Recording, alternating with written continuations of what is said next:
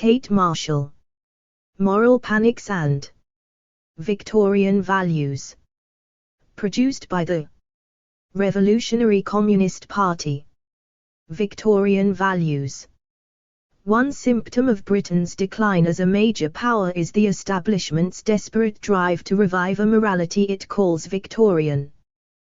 The chief merit of Victorian morality is not its code of values relating to the family, women or the poor.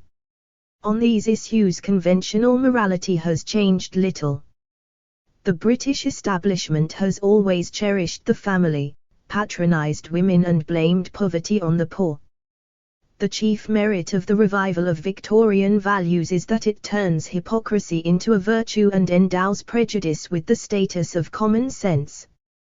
To judge by the media, the British way of life is under threat from surrogate mothers, teenagers on the pill, carriers of AIDS, drug addicts, and football hooligans. The list of demons can easily be extended to include women having abortions, social workers who allow parents to batter their babies to death, violent criminals, foreign terrorists and picket line militants. The common themes running through all the moral panics are the elevation of the family, parental responsibility and respect for law and order and the authority of the state. At a time of mass unemployment, falling living standards and disintegrating social services, the new morality plays a vital role for the British establishment.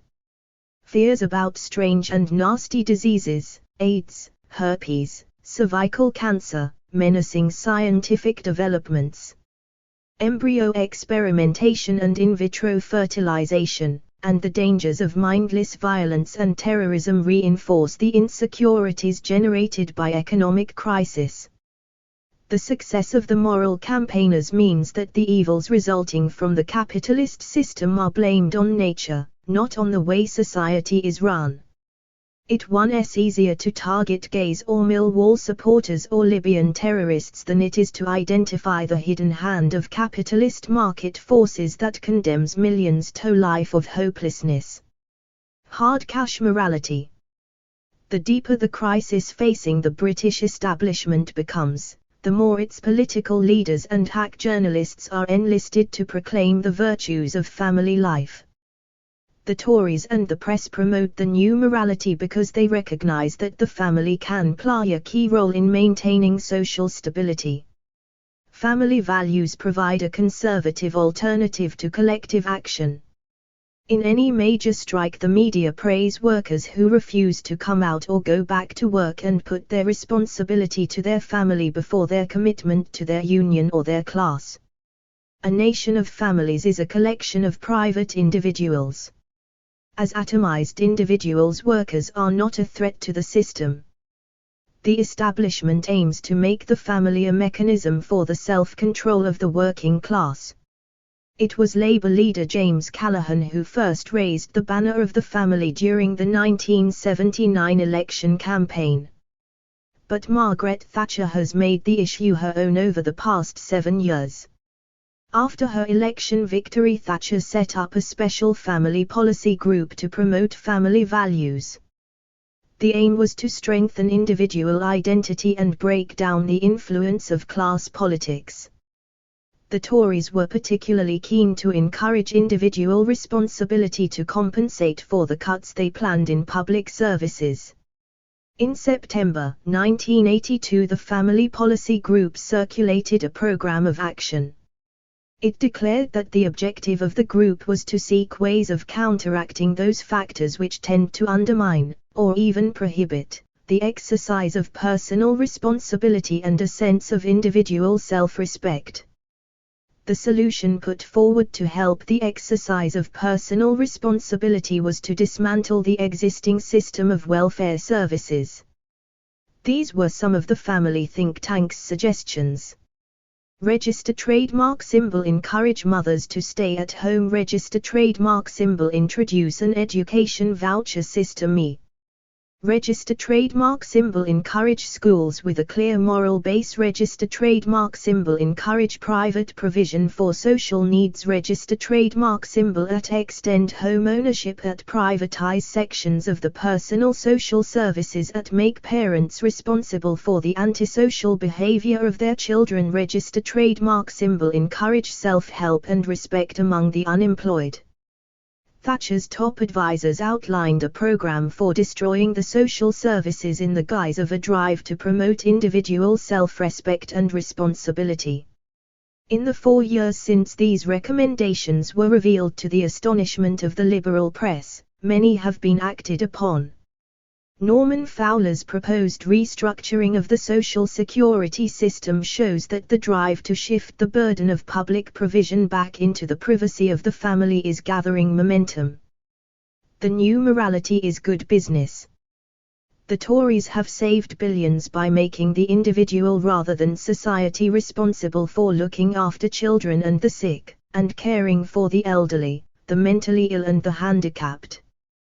The responsible family carries the burden for cuts in the health service, social security, education and local authority services. The new morality has encouraged attacks on homosexuals and restrictions on doctors prescribing the pill and researching into embryos. It has created a climate in which conformity is acceptable and experimentation a crime. Censorship has been extended to cover sex education and even medical research. In a tirade against the breakdown of law and order in the November 1985 Queen's speech, Thatcher appealed for a strengthening of our traditional sources of discipline and authority, the family, the church and the school. Enoch Powell's attempt to ban all interference with human embryos was defeated in Parliament, and Victoria Gillick's crusade against teenage sex was curtailed in the law courts. But the highly publicized activities of the moral campaigners were a sign of the times. They won significant support for their right-wing morality, and failed to amend the law only because the establishment considered that the existing legislation and professional practices were already sufficiently restrictive. Medical researchers disapprove of going too far in embryo research, and doctors regard themselves as the true defenders of the virtues of family life. Prejudice as common sense. The sense of instability and fear of the future that permeates British society has given a new lease of life to the philosophers of doom and reaction and the purveyors of superstition and prejudice. The 2 million signatories to Life's petition against experiments on embryos show that the right-wing pundits are not without influence. What is their case? Ferdinand Mount, the man behind Thatcher's family policy group, believes that the family is the most important bulwark of the existing order of society. In his influential book, The Subversive Family, Mount argues that the family is the true source of individual freedom. He believes therefore that the family should be nurtured at the expense of institutions like trade unions, which can help to hold individuals together against the atomizing forces that Mount wants to encourage. The philosophers of the right denounce any deviation from the Christian norms of family life. Hence they devote much of their energies to attacking what they call the permissive society and the sexual revolution. Digby Anderson, the director of the Social Affairs Unit, specializes in invoking the wrath of God in his crusade against the sexual revolution. He has detected a conspiracy of Marxists and feminists who are out to destroy the church. As a true Christian, he scorns those who want to debate their dangerous ideas and argues that readers of the Times urgently need an injection of intolerance. The Times, the 24th of October, 1984. He makes his own sexual obsessions clear in his vivid depiction of the dangers facing society. AIDS, linked to promiscuous homosexuality, herpes and gonorrhea both connected with increased promiscuity, breast and cervical cancer possibly caused by long-term use of the contraceptive pill, the latter also possibly linked with early sexual activity, and the growing problem highlighted recently by the NSPCC of the sexual abuse of children. The Times, the 5th of December, 1984. Anderson sets little store by facts and logic. He believes that the sexual abuse of children, which was a speciality of the Victorian period, is linked to the modern contraceptive pill. He reduces the decline of British civilization to the promiscuity of its people. Anderson regards logical argument and critical thinking as perverse. He sings the praises of ignorance and prejudice. The old wisdom, displaced by progressive gospel, no longer looks quite so passe. Its adherents did not question everything but followed religious and social conventions even when these appeared arbitrary and senseless. Desires were repressed by inculcated habit and deterrence. Repression was not then viewed as a bad thing. And a necessary corollary of the rules was the guilt, fear, scandal and stigma so denounced and derided by rational progressives. They do not appear so obviously ridiculous today. The Times, the 5th of December. Roger Scruton is the leading philosopher of the right. He is worried that contraception has effectively severed the sexual act from its generative tendency. He opposes anything that separates sexual activity from the object of procreation. He shares right-wing prejudices against abortion, contraception and the enjoyment of sex. But he reserves his main attack for embryo experimentation and surrogate motherhood. He is opposed to scientific advances because they can only undermine backward prejudices about sex, motherhood and the family. In surrogate motherhood, the relation between mother and child ceases to issue from the very body of the mother and is severed from the experience of incarnation. The bond between mother and child is demystified, made clear, intelligible, scientific, and also provisional. The Times, the 5th of February, 1985. Scruton prefers the myths of motherhood to scientific clarity. He understands that science demystifies what religion and reaction want to put beyond the bounds of human understanding. Behind Scruton's worship of myth-making is a fear that once family relationships become clear, intelligible, scientific, human beings will want even more clarity and might set about changing the order of things. Scruton knows that his case cannot be sustained by logic or argument, so he is forced to take refuge behind Saint Augustine and the concept of original sin. He concludes with a pathetic plea that we should never lose sight of the fundamental truth that some uses of the body are sinful, and none more so than those which enable us to escape the obligation which the body itself imposes. The fundamental truth is that Scruton feels uncomfortable with his body and therefore tries to convince his readers that to feel otherwise would be sinful. Their morals and ours. The new moralists are not particularly coherent or convincing. So why bother to take up the issues raised by the moral rearmers? It is essential to challenge them because we are living through a period in which reactionary ideas can gain widespread influence. The ruling class needs drastic measures to resolve the crisis of its system. Unless the new morality is challenged, it can have a divisive and demoralizing effect throughout society. There are already indications that the new morality is gaining acceptance, and in the most unlikely quarters.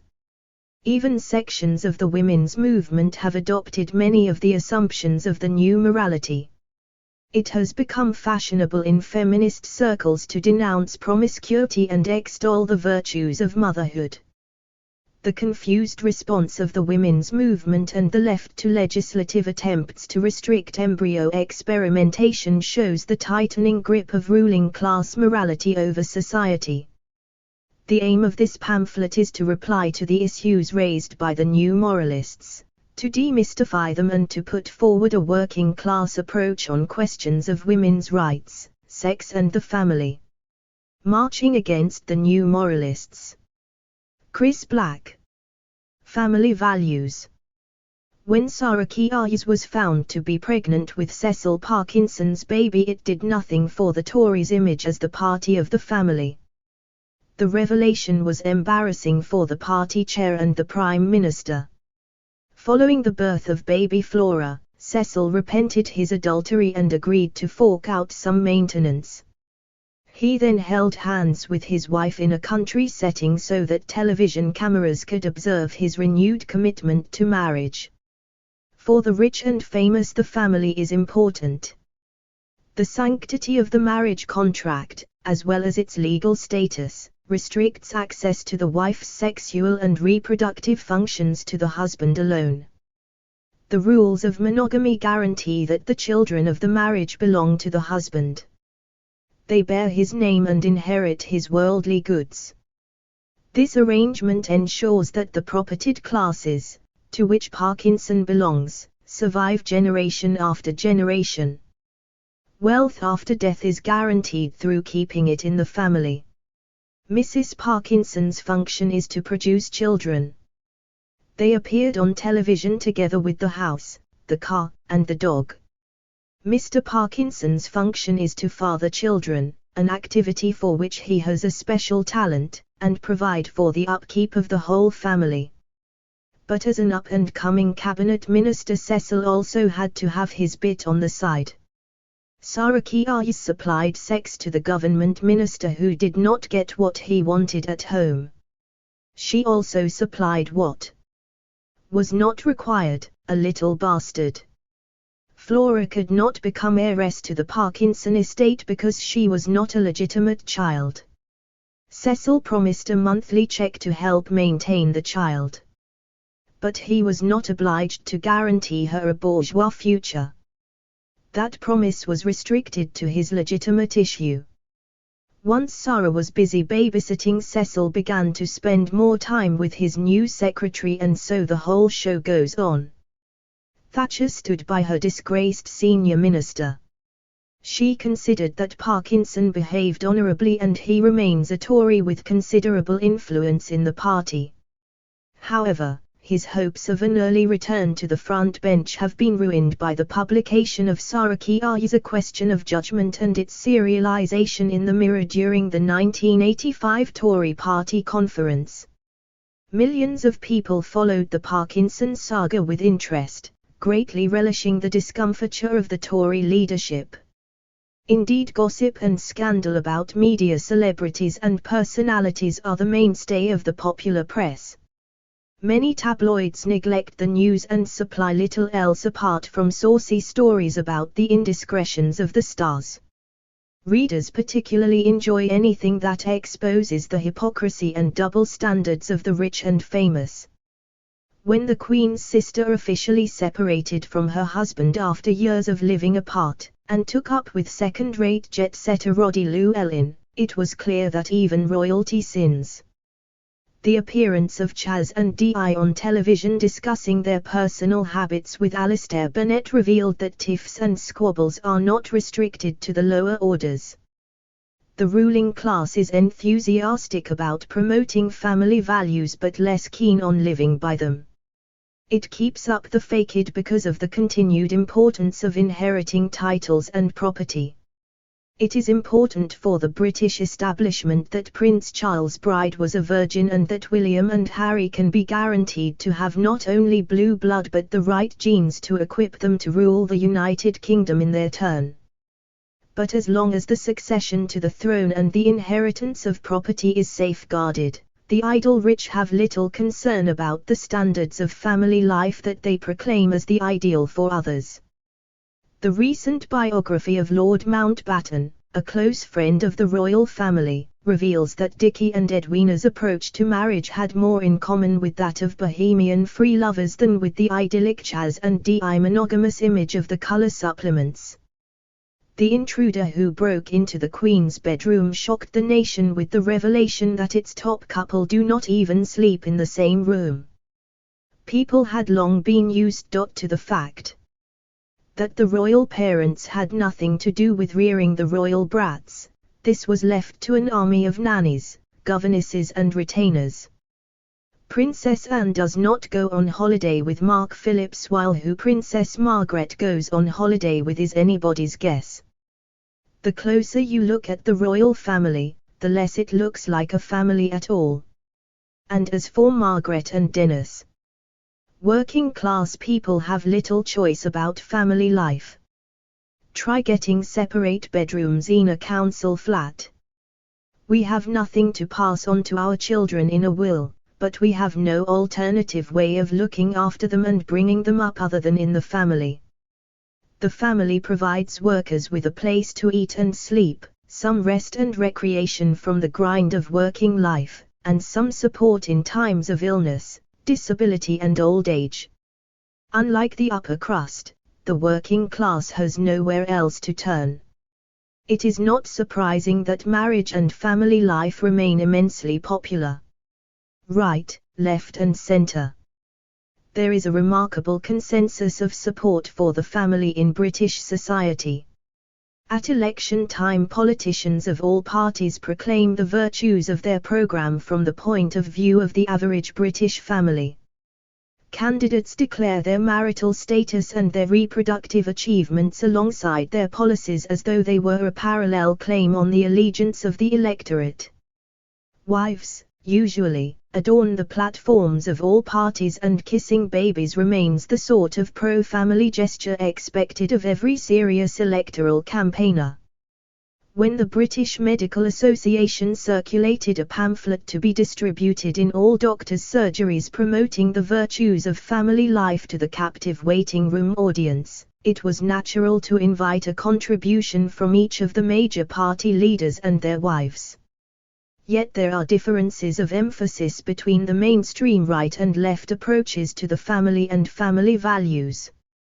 Both are pro-family, but the prevailing Tory view takes a much more aggressive line on the measures now required to bolster up the family and prescribe potential threats to its crucial role in society. In the Conservative view, family life is given by a law of nature, ordained by God. As the right-wing order of Christian unity puts it, the family is the group that God designed for us. For the Tories, the family is essential to bring the sexes together in a stable union. The family tames men's greedy, aggressive, power-seeking instincts and controls their raw sexual urges. It provides women who are vulnerable to unattached men outside the family with safety and security. Inside the family they nurture the young and are in turn supported by the husband. The authority of the man over his wife in the family provides the foundation of social stability. Conservatives believe that the family should look after itself and reject most forms of state intervention. Right-wing groups project the modern nuclear family back into antiquity and forward into the distant future. They claim to object to anything which threatens family life. But their concern about family life is highly selective. Unemployment, low pay, bad housing and immigration laws are all responsible for breaking up thousands of families every year. But the moralists are not concerned about the real problems facing working class people. Their aim is to reinforce the family by restricting the alternative options, not by relieving the burdens and the strains that make family life a misery for many ordinary people. The right-wingers' biggest hang-up is about sex. Their aim is to stamp out sexual activity outside marriage. The sex obsession of the right-wing moralists is apparent from a glance at their current campaigns.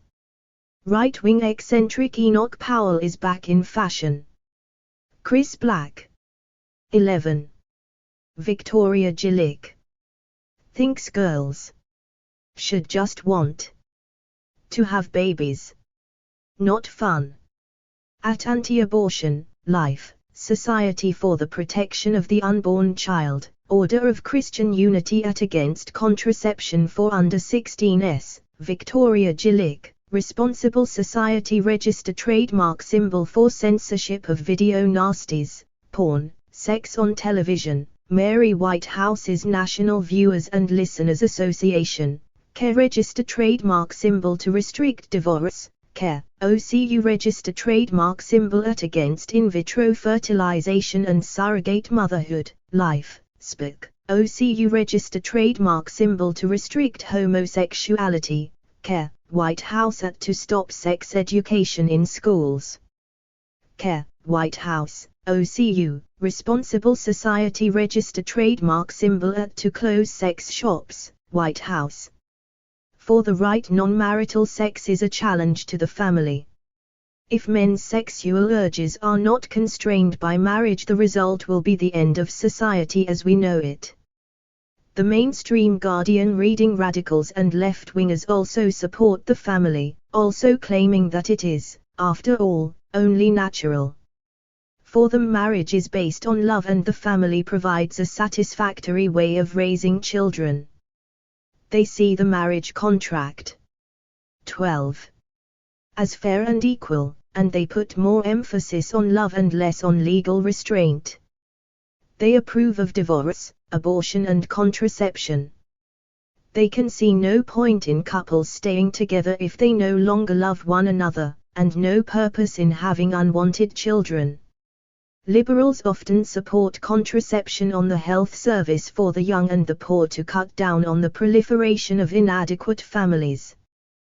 They tolerate deviations such as one-parent families and discrete homosexuality, but regard the family itself as uncontroversial.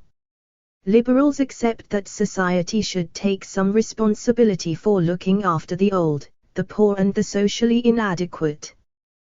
They regard social workers, probation officers and old people's homes as necessary to mop up the mess because not everybody conforms to the ideal.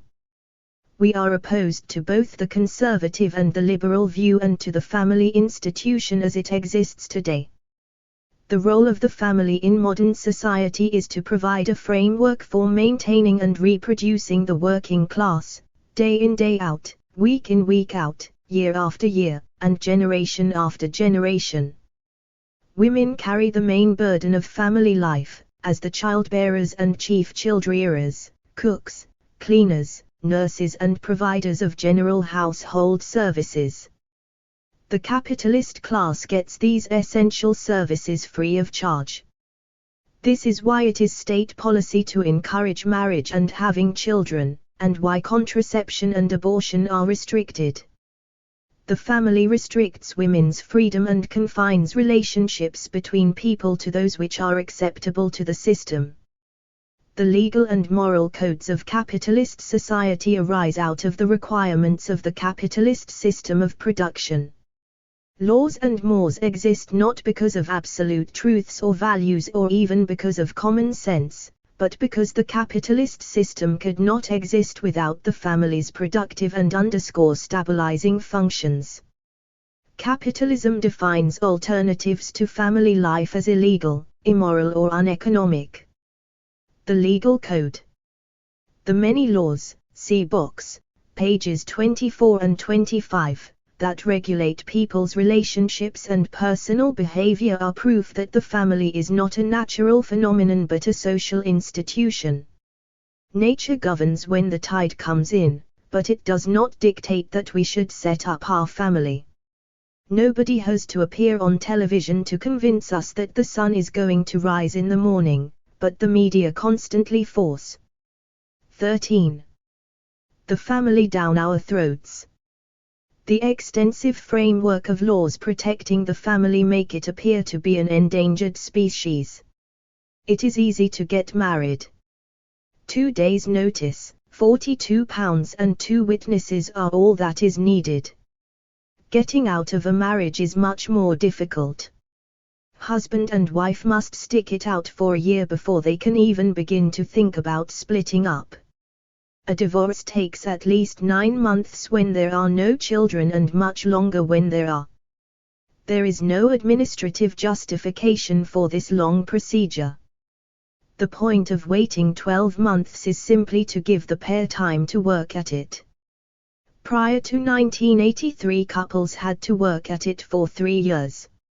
Even so, the 1-year rule was not universally popular. A survey in Options magazine in October 1982 concluded that the liberalization of the law since 1949 had already made it much too easy for people to escape from wedlock.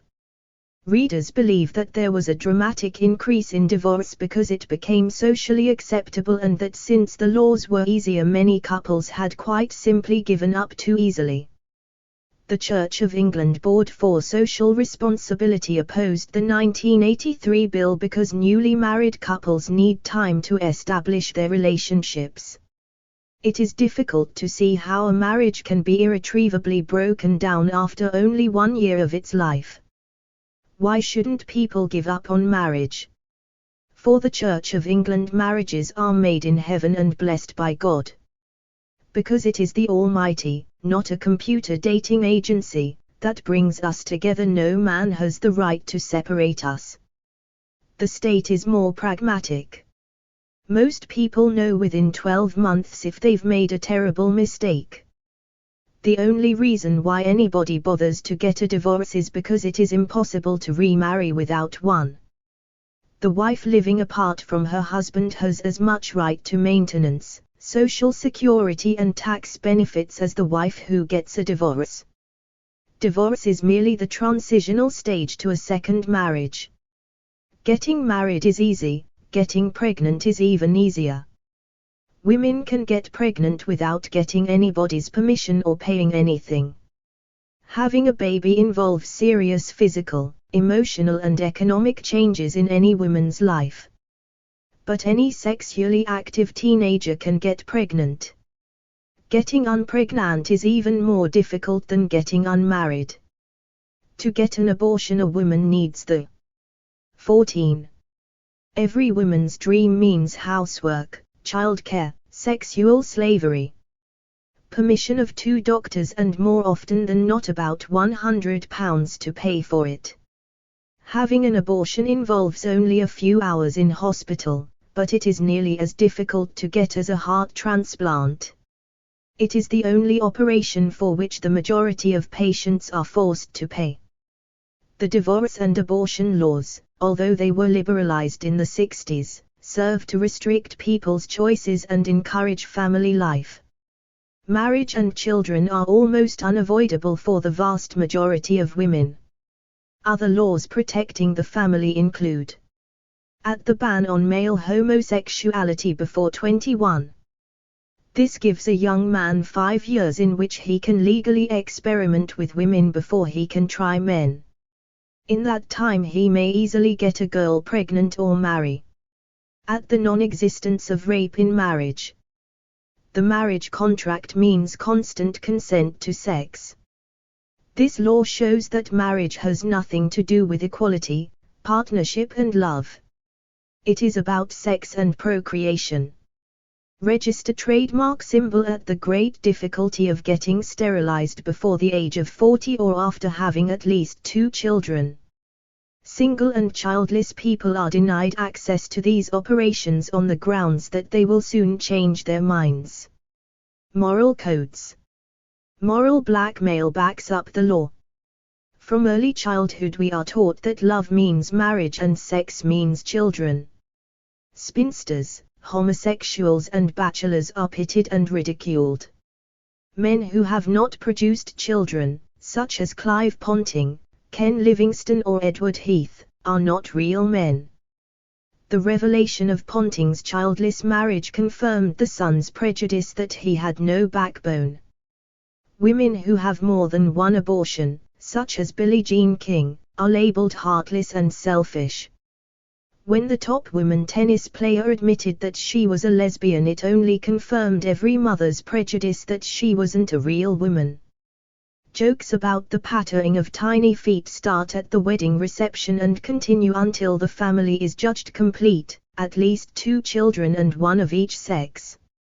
There are alternatives to getting married and having children: homosexuality, single parenthood, lesbianism, celibacy, promiscuity, abortion and contraception. People who select these options have always had a hard time. Morality affects those who conform as well as those who don't. Contraception, abortion, sexually transmitted diseases and unsatisfactory sex are not the subject of polite conversation. Adverts for the pill are sent to doctors only, and adverts for specific products are banned on television. Even general advertising by the Health Education Council and the Family Planning Association can be found only rarely in libraries and doctors' surgeries and never in laundrettes, works canteens and schools. Family planning clinics are the only places where literature is readily available, and if you're there you probably already know what contraception is.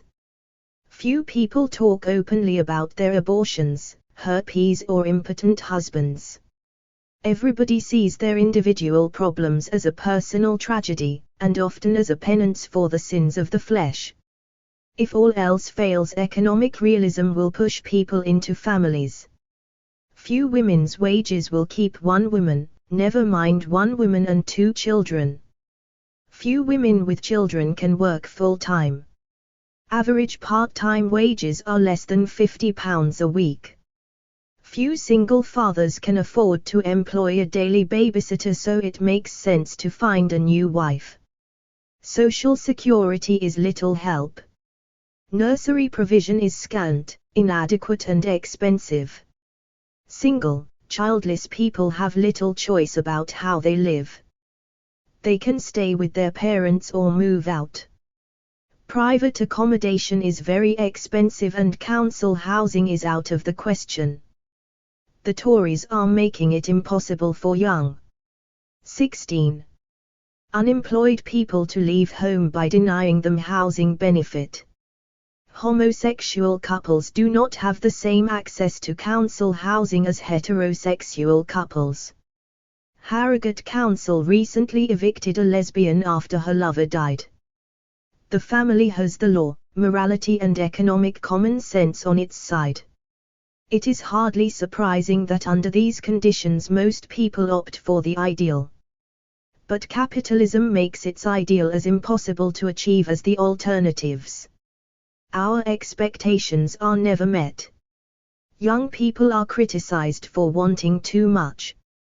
Romance is promised but the reality is depressing. After the honeymoon comes the mortgage, the screaming kids, the boredom, the isolation, the sexual problems and the breakdown. Of course, family life is not all bad and most people make the best of it. Very few people kill themselves and even fewer kill their partners. Only 3 in every 10 women have an affair. Only 1 in 10 women has a steady bloke on the side. And although 80% of women surveyed by Woman magazine expressed disappointment with their sex lives, they put up with it. Half of all women put the decline in their sex lives down to having a baby.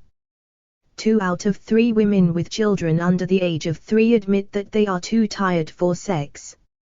Yet few nurseries will take children under the age of 3, and none will look after children in the evenings or through the night. It is surprising that so few children are killed by their parents each year. Most people tolerate or even enjoy their marriage and family. But then it's the only way to survive. The permissive society porn is one example, wrote Lord Longford in 1972, of a general challenge to the basic values of our society. In the book that marked the beginning of the end of the permissive society and made him famous as Lord Porn, the former Labour cabinet minister called for an end to displays of nudity and sexuality in the media. In the age-long argument over pornography, a new watershed was reached in this country when, in the summer of 1971, OA Calcutta was staged with impunity in London. Somewhere about that time large numbers of people hitherto unconcerned, or positively favourable to greater freedom of expression, began to share the anxieties expressed for many years by other citizens. All sorts of people, not only those with a religious standpoint, began to say for the first time things have gone too far. Pornography, The Longford Report, 1972. For most people the biggest problem about the play was trying to work out what all the hijinks on stage had to do with Calcutta. a growing band of moralists identified the relaxation of censorship as the cutting edge of the permissive society. They blamed pornography for sapping the moral fiber of the nation and made it the central focus of their campaigns. In 1970 the nationwide Festival of Light was launched and Mary Whitehouse established the National Viewers and Listeners Association the following year. She embarked on a series of highly publicized obscenity prosecutions. These included cases against popular radical publications such as the Little Red School Book, 1971, and the School Kids issue of Ounce, 1972. When the Ounce conviction was quashed on appeal, Whitehouse launched the nationwide petition for public decency, which stirred up public prejudice even further. The growing clamor for censorship in the early 70s marked a dramatic reversal of the trends of the previous decade. The 60s opened with the sensational failure of the prosecution against Penguin Books under the 1959 Obscene Publications Act for publishing D. H. Lawrence's novel Lady Chatterley's Lover. "Would you allow your wife or servant to read this book?" the prosecuting counsel asked the jury. The presumed reply of the jury in delivering its not guilty verdict set the tone for the decade. Yes, the establishment would allow its servants to read books it had previously suppressed. And it would also allow them more freedom in other areas too. Throughout the 60s the state was reluctant to use the Obscene Publications Act to restrict publishing. Attempts to impose censorship through legal action generally failed. Even when prosecutions were successful, as in the case of the novel Last Exit to Brooklyn, the authorities made no effort to enforce the ruling and prevent the distribution of the book. The retreat from state censorship was summed up in the abolition in 1968 of the power of the Lord Chamberlain to censor theatrical productions. The media featured sex more explicitly than ever before. The Sun newspaper appeared in 1969 and soon made page 3 synonymous with pictures of naked women. Other papers and magazines followed suit and opened their feature pages to wider areas of sexual controversy. Four-letter words were heard in television dramas and full frontal nudity became acceptable on television and at the cinema. The relaxation of censorship allowed the pornography industry to flourish. Technical improvements in printing and photographic reproduction brought a wide range of sexually explicit glossy magazines into most high street newsagents. For many people this was the most tangible expression of the new morality of the decade. For others the main sign of the new times was the proliferation of sex education in schools. In the new climate of license the establishment moved to ease legal controls over sexual behavior and moral matters. 3. Important new laws were introduced in 1967, the high water mark of permissive legislation. The Abortion Act allowed easier access to abortion. The Sexual Offences Act amended the law to decriminalize some homosexual behavior. The National Health Service, Family Planning Act allowed local health authorities to provide family planning advice and contraception on the NHS. 2 years later the Divorce Reform Act, described as the Casanova's Charter, made irretrievable breakdown of marriage grounds for divorce. The relaxation of social controls on sexual behavior made the 60s the decade of the permissive society. These were the years of swinging London and San Francisco, miniskirts and the pill, feminism and gay pride. But what was really behind the sexual revolution and what sort of liberation did it bring? The morals of the market. The permissive society was a product of the economic expansion and rising living standards in the 2 decades following the Second World War. Average real wages in Britain increased by 25% between 1938 and 1958. And, unlike previous booms, this one was. Dave Rourke. 20. Sustained. Between 1955 and 1969, average weekly earnings rose by 88% and prices by 63%. Higher real earnings meant greater spending power and greater independence. Higher productivity meant that the prices of many goods previously out of reach of most ordinary people fell dramatically. The spread of car ownership was one sign of the times. Car ownership in Britain rose from 2.3 million in 1950 to almost 12 million by 1970. The most rapid growth was in the early 60s, when the number of cars on the roads rose from 5.6 million in 1960 to 9.1 million in 1965. Household goods showed a similar trend. In 1956, only 8% of households had refrigerators. By 1962, the proportion had risen to a third. By the end of the decade, it had reached 70%. Television sets, which had been a rarity in the early 50s, became a standard feature of working-class living rooms in the 60s. In 1961, 75% of families owned a set. By 1971, the figure was 91%. Washing machines and a range of other domestic labor-saving devices became part of the furniture of working-class households. Going away on holiday was another experience which became commonplace for the working class for the first time. The number of people taking holidays away from home rose from 27 million in 1951 to reach a peak of 49 million in 1973. Reasonably priced foreign package holidays were a post-war innovation. In 1961, 4 million people took holidays abroad. By 1971, the number had reached 7 million. When Tory Prime Minister Harold Macmillan told people in 1959 that they had never had it so good, many were ready to believe him. People had more money in their pockets and more choice about how to spend it. The proportion of income spent on necessities such as food and clothing fell consistently throughout the 60s. Workers could now make a wide range of choices about their lifestyles and indulge in different patterns of consumption. People could use their greater economic independence to express their individuality. But their expression of individuality was confined within the limits of what the market offered.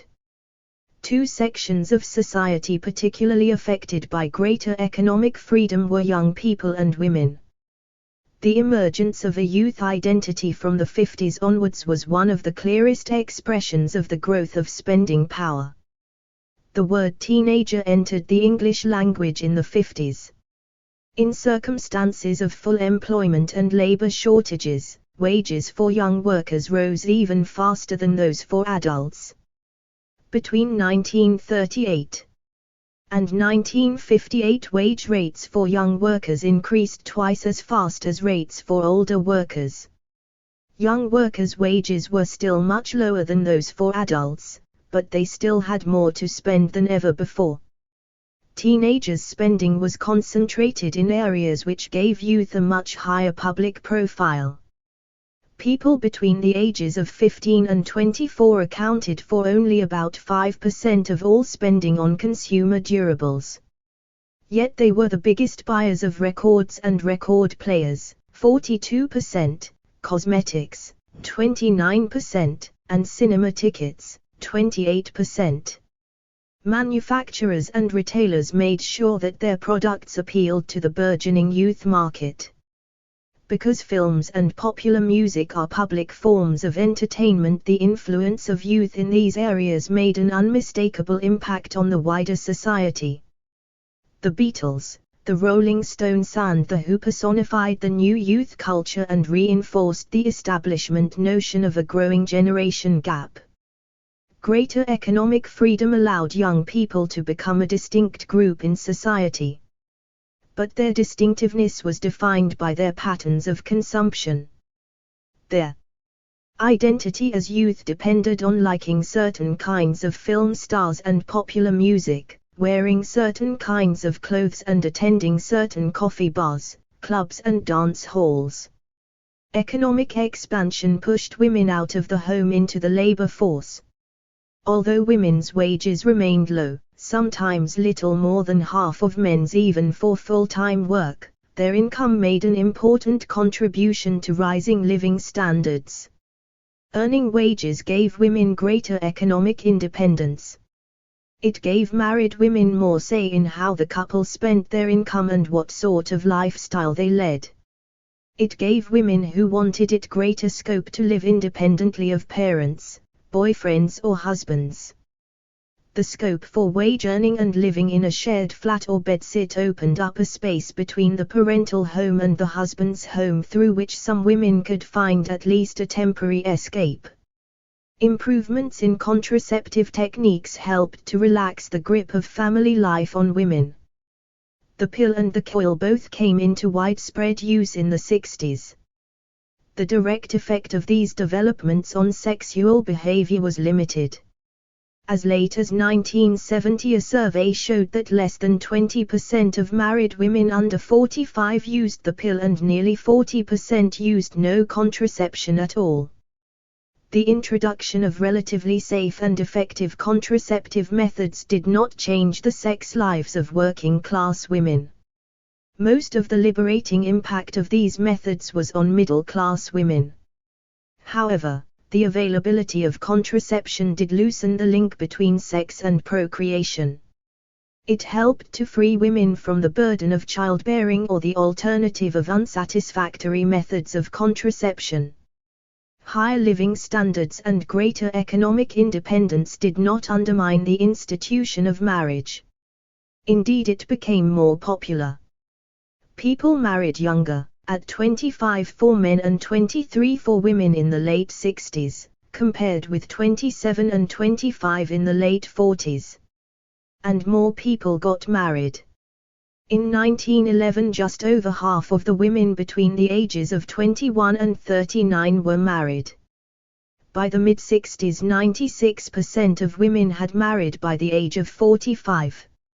Yet there were important changes, reflecting women's capacity to earn money and control their own fertility. As family size declined, child-rearing receded in importance. It was no longer the central justification for marriage and the major preoccupation of a married couple. The relationship between the couple, who had to live together both before children arrived and probably for a long time after they had departed, became a more central focus. Love and sex in marriage became a matter of public interest. By the end of the 50s, the boom in sex manuals for married couples was well underway.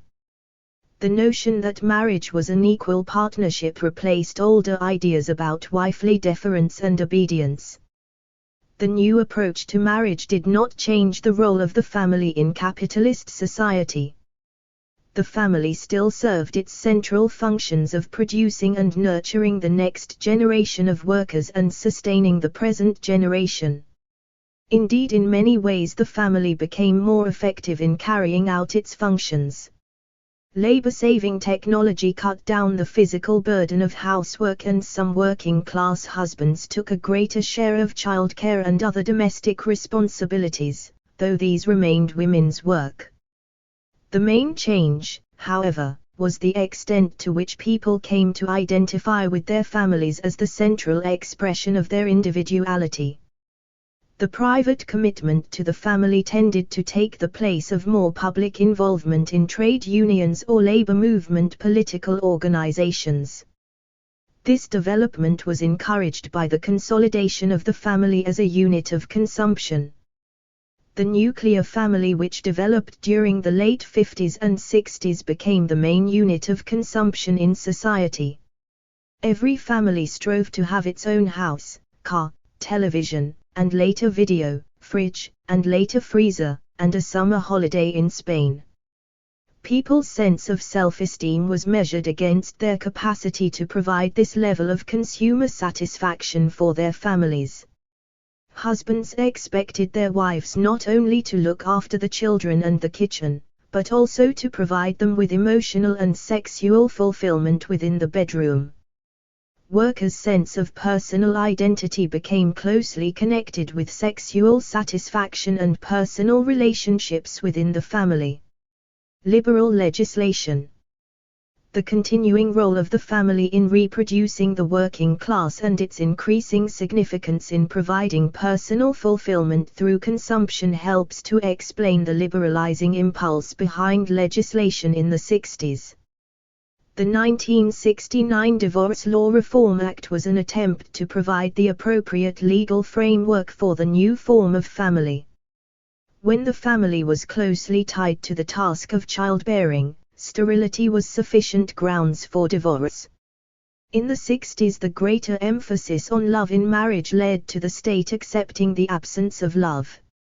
Sexual Offences Act 1957 registered trademark symbol prostitution as such decriminalized, but increased penalties for soliciting in public. Registered trademark symbol prostitutes cleared off streets, stiffer penalties for call girl agencies.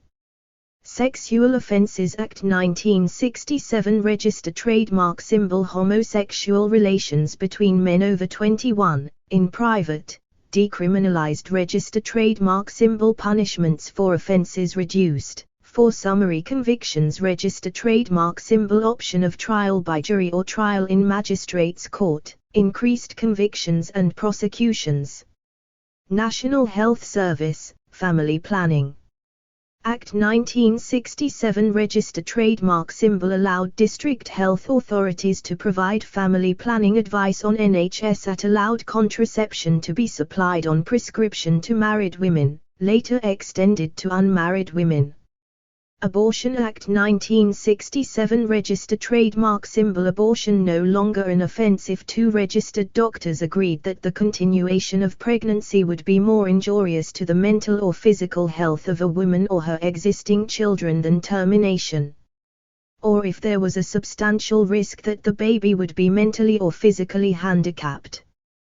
Divorce Law Reform Act 1969 abolished matrimonial offence as sole grounds for divorce made irretrievable breakdown grounds for divorce allowed divorce after a separation of 3 years where both partners agreed divorce permissible after 5 years where one partner disagreed.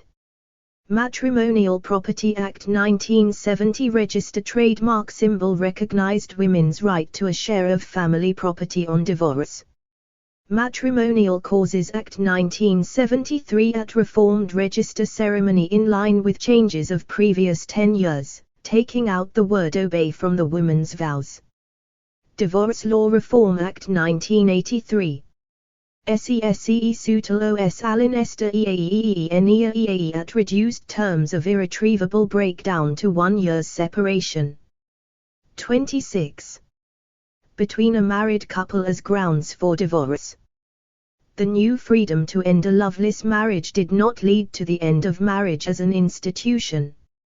Indeed, the frequency with which divorced men and women remarried testified to the continuing vitality of the institution. Changes in the abortion law were influenced by 2 factors. The first was that in the 60s women were in demand as workers rather than childbearers.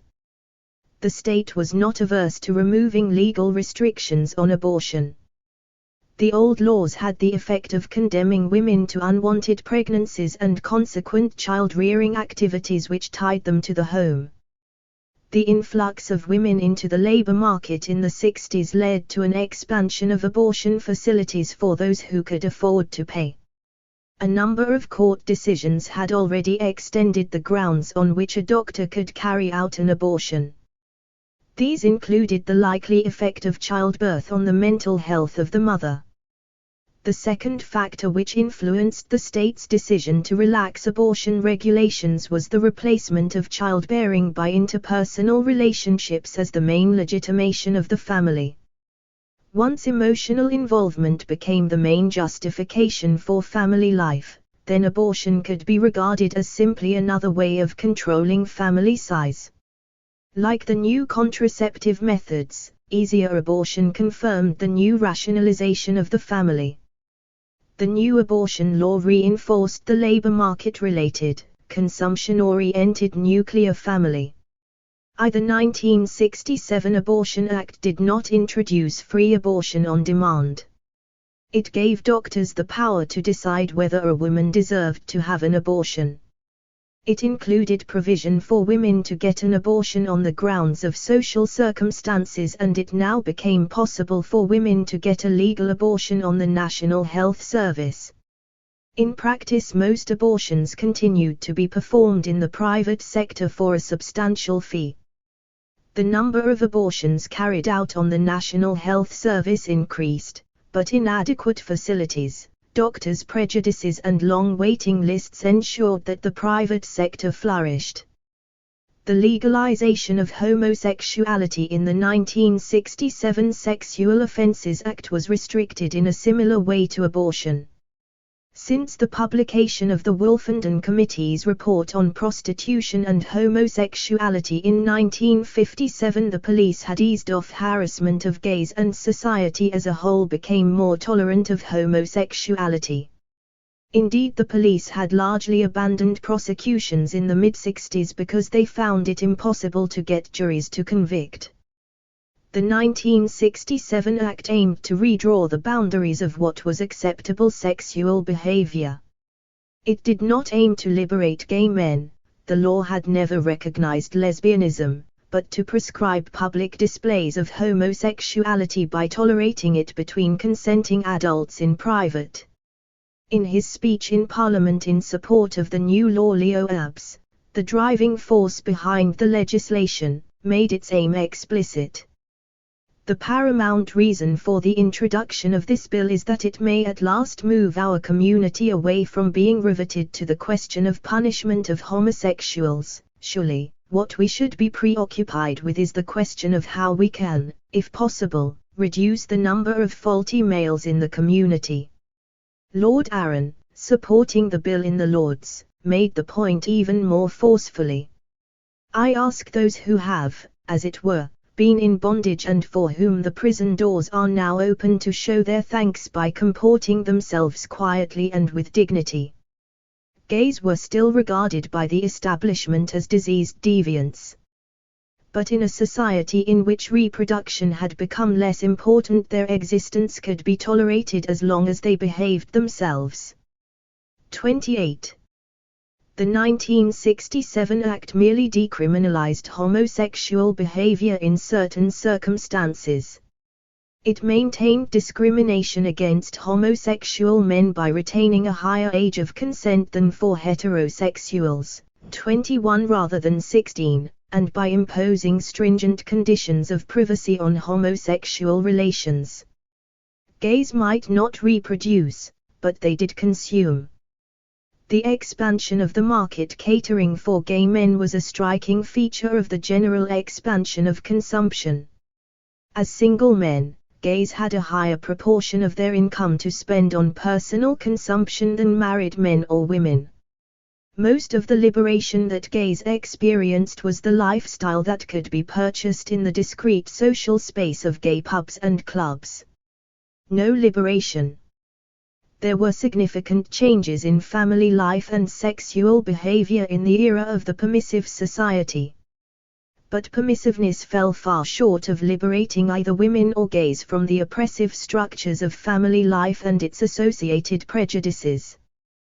The new moral climate was closely related to the expansion of the consumer market.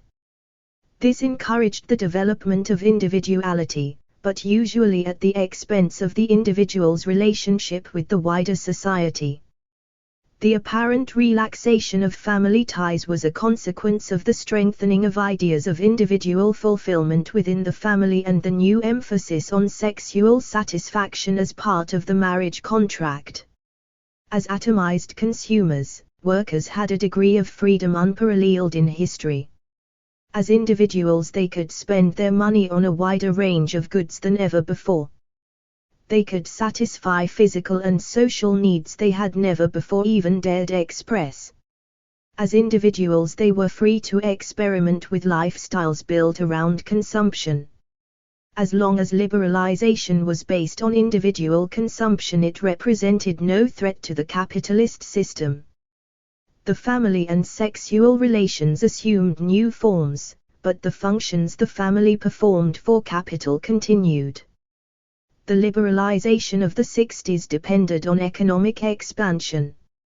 The recession of the 80s has begun to expose the limitations of the permissive society. Freedom of choice defined by the market withers away as the market shrinks. The new forms of sexual relations of the 60s are still with us, but they are now being shown up as the straitjackets of the 80s. If in the early 70s Lord porn was held up to public ridicule, today the joke is on the liberal reformers of the past. Now the moralists are in the ascendancy and campaigners once dismissed as cranks have built up a popular consensus around their reactionary views.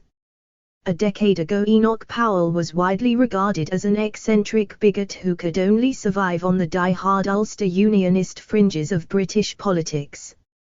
In 1985 Powell won support from across the political spectrum for his proposed legislation to ban embryo experimentation. Mary Whitehouse was once such a figure of fun that a pornographic magazine was named after her. And her views were so unpopular that she was banned from television for 11 years.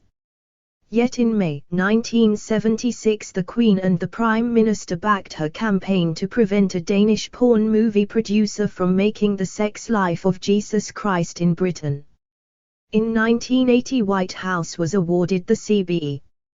By 1983 Thatcher had identified herself publicly with Whitehouse's National Viewers and Listeners Association and its stand against the decline in moral standards. The following year she presented the NVLA Award to the BBC for Yes Minister. In 1985 Thatcher backed the NVLA's campaign against sex and violence on television, and Whitehouse backed a host of private members' bills as the clamour for censorship reached a new peak. Think about the family Thatcher told the cabinet in 1982. In the 80s the ideas of the Festival of Light and the Responsible Society are often heard at cabinet meetings. It has become commonplace for ministers to assert the virtues of family life as a solution to the pressing economic and social problems of the day. In the 1985 Queen's Speech Thatcher proclaimed that the family was the ultimate solution to riots. Every government and opposition speech now relies on this new catechism. The press celebrates motherhood and family values, while fostering scare campaigns against promiscuity, held to be responsible for VD, cervical cancer and infertility, and homosexuality, which can lead to AIDS. While the pop stars of the past flaunted their sexuality, in the 80s androgyny Eisen and Morrissey of the Smiths presents celibacy as his claim to fame. The wedding of Prince Charles and Lady Diana in 1981 launched the decade of the family. The subsequent births of Princes William and Harry and every public appearance of the royal babies have been greeted with a fresh outpouring of pro-family sentiment. Press and television have celebrated improvements in reproductive technology, fertility drugs and test tube babies, as major achievements in allowing every woman to achieve fulfillment through childbirth. Motherhood is held up as every woman's aim in life, and infertile couples are among the most deserving recipients of public sympathy. In his Disraeli lecture in November 1985 Norman Tebbit, the newly appointed Tory party chair, called for an official end to the permissive society. Tebbit argued that the trigger of today's outburst of crime and violence lies in the era of attitudes of post-war funk which gave birth to the permissive society, which in turn generated today's violent society. He provided a detailed catalogue of the crimes of permissiveness. The permissives scorned traditional standards. Bad art was as good art. Grammar and spelling were no longer important. To be clean was no better than to be filthy. Good manners were no better than bad. Family life was derided as an outdated bourgeois concept. Criminals deserved as much sympathy as their victims. Many homes and classrooms became disorderly. If there was neither right nor wrong, there could be no basis for punishment or reward. Violence and soft pornography became accepted in the media. Tebbett's targets stretch from the unwashed, unmarried, abstract artist to the bad-mannered media men who cannot spell. Tebbett's list of past evils in fact arises from the Tories' preoccupations in the present. The establishment has summoned up a host of evils arising from the permissive society of the past to justify its repressive program of action for the present. Register trademark symbol censorship. In May 1984, after almost a year of hysterical newspaper reports about the corrupting effects of video nasties on the nation's children, Graham Bright's bill to impose censorship on video recordings became law. Bright's measure was actively supported by the Prime Minister, the Home Secretary and by influential Labour MPs. In early 1985 the press leapt on the suggestion that the behaviour of the Oxford rapist, who was convicted for a series of violent sex offences, had been inspired by watching pornographic videos. By December 1985 Mary Whitehouse could boast that for the first time in her 22-year clean-up campaign she had received official government support in a letter from the Home Secretary expressing his personal concern about obscenity on television. Douglas Hurd's letter was followed by a meeting with television chiefs to discuss the need for curbs on sex and violence. The BBC responded by banning Rambo: First Blood from its Christmas schedule on the grounds that it was unsuitable for family viewing. Towards the end of 1985 two Tory MPs, Winston Churchill and Sir Nicholas Bulmer, brought forward private members' bills to strengthen the 1956 Obscene Publications Act. Churchill wants to extend the act to cover television and radio and to stop newsagents and corner shops selling porn magazines. Thatcher has not given her full support to these measures, but, at the Tory Trade Unionists' Conference in Blackpool in December 1985, she revealed that she was considering very carefully whether there is anything further we can do. The media furor about pornography has helped to create a climate in which the police can play a more active role in deciding what people can view or read. In the Soho area of central London, the police have backed a campaign by local residents to drive pornography retailers out of the area. In April 1984, customs officials swooped on London's Gaze the Word bookshop and confiscated large numbers of books and other material. The shop's staff and directors still face conspiracy charges at the Old Bailey. 32. Register trademark symbol prostitution. As the recession has driven more women into prostitution to support themselves and their children, the establishment has taken steps to ensure that they are kept under strict control. Local campaigns against red light areas have given the police a free rein to harass and intimidate prostitutes and their clients. The Finsbury Park Action Group in North London persuaded the police to set up a special local vice squad to clear streets and the council to put up roadblocks to stop men cruising the area. Police claim a 50% drop in prosecutions for prostitution in the King's Cross area of London after a 2-year clean-up campaign. In response to residents' concern, Tory MP Janet Fuchs, supported by the National Council for Civil Liberties, put forward our private members' bill to give the police greater powers to arrest curb crawlers and other men who approach women in the streets. This bill became the Sexual Offences Act in September 1985, making it an offence to curb crawl or solicit women in the street, with a maximum fine of £400. By the end of 1986 it will also be an offence to solicit in a manner or circumstances likely to cause annoyance to anybody. This wider definition will make it even easier for the police to harass prostitutes and anybody else whose presence they consider annoying. Register trademark symbol abortion. The anti-abortion organizations SPAC and Life have stepped up their campaigns to restrict access to abortions. Since the failure of a series of attempts to amend the 1967 Act, through private members' bills introduced by White, Binion and Corrie, they have adopted a more indirect approach. Enoch Powell's 1985 bill against embryo experimentation was one example of this approach. The bill did not mention abortion, but by dignifying the fetus with the status of an unborn child, it opened the way for a further questioning of abortion rights. The anti-abortionists' friends in Fleet Street have made their contribution to the attacks on abortion. In summer 1984, a series of shock stories appeared in the popular press telling of fetuses crying out on abortionists' draining boards. The aim of the reports was to put pressure on the medical establishment to lower the upper time limit for carrying out abortions from 28 to 24 weeks. In February 1985, Tory MP Edward Lee argued for a reduction in the time limit for abortion to 24 weeks or less and opposed abortion on demand.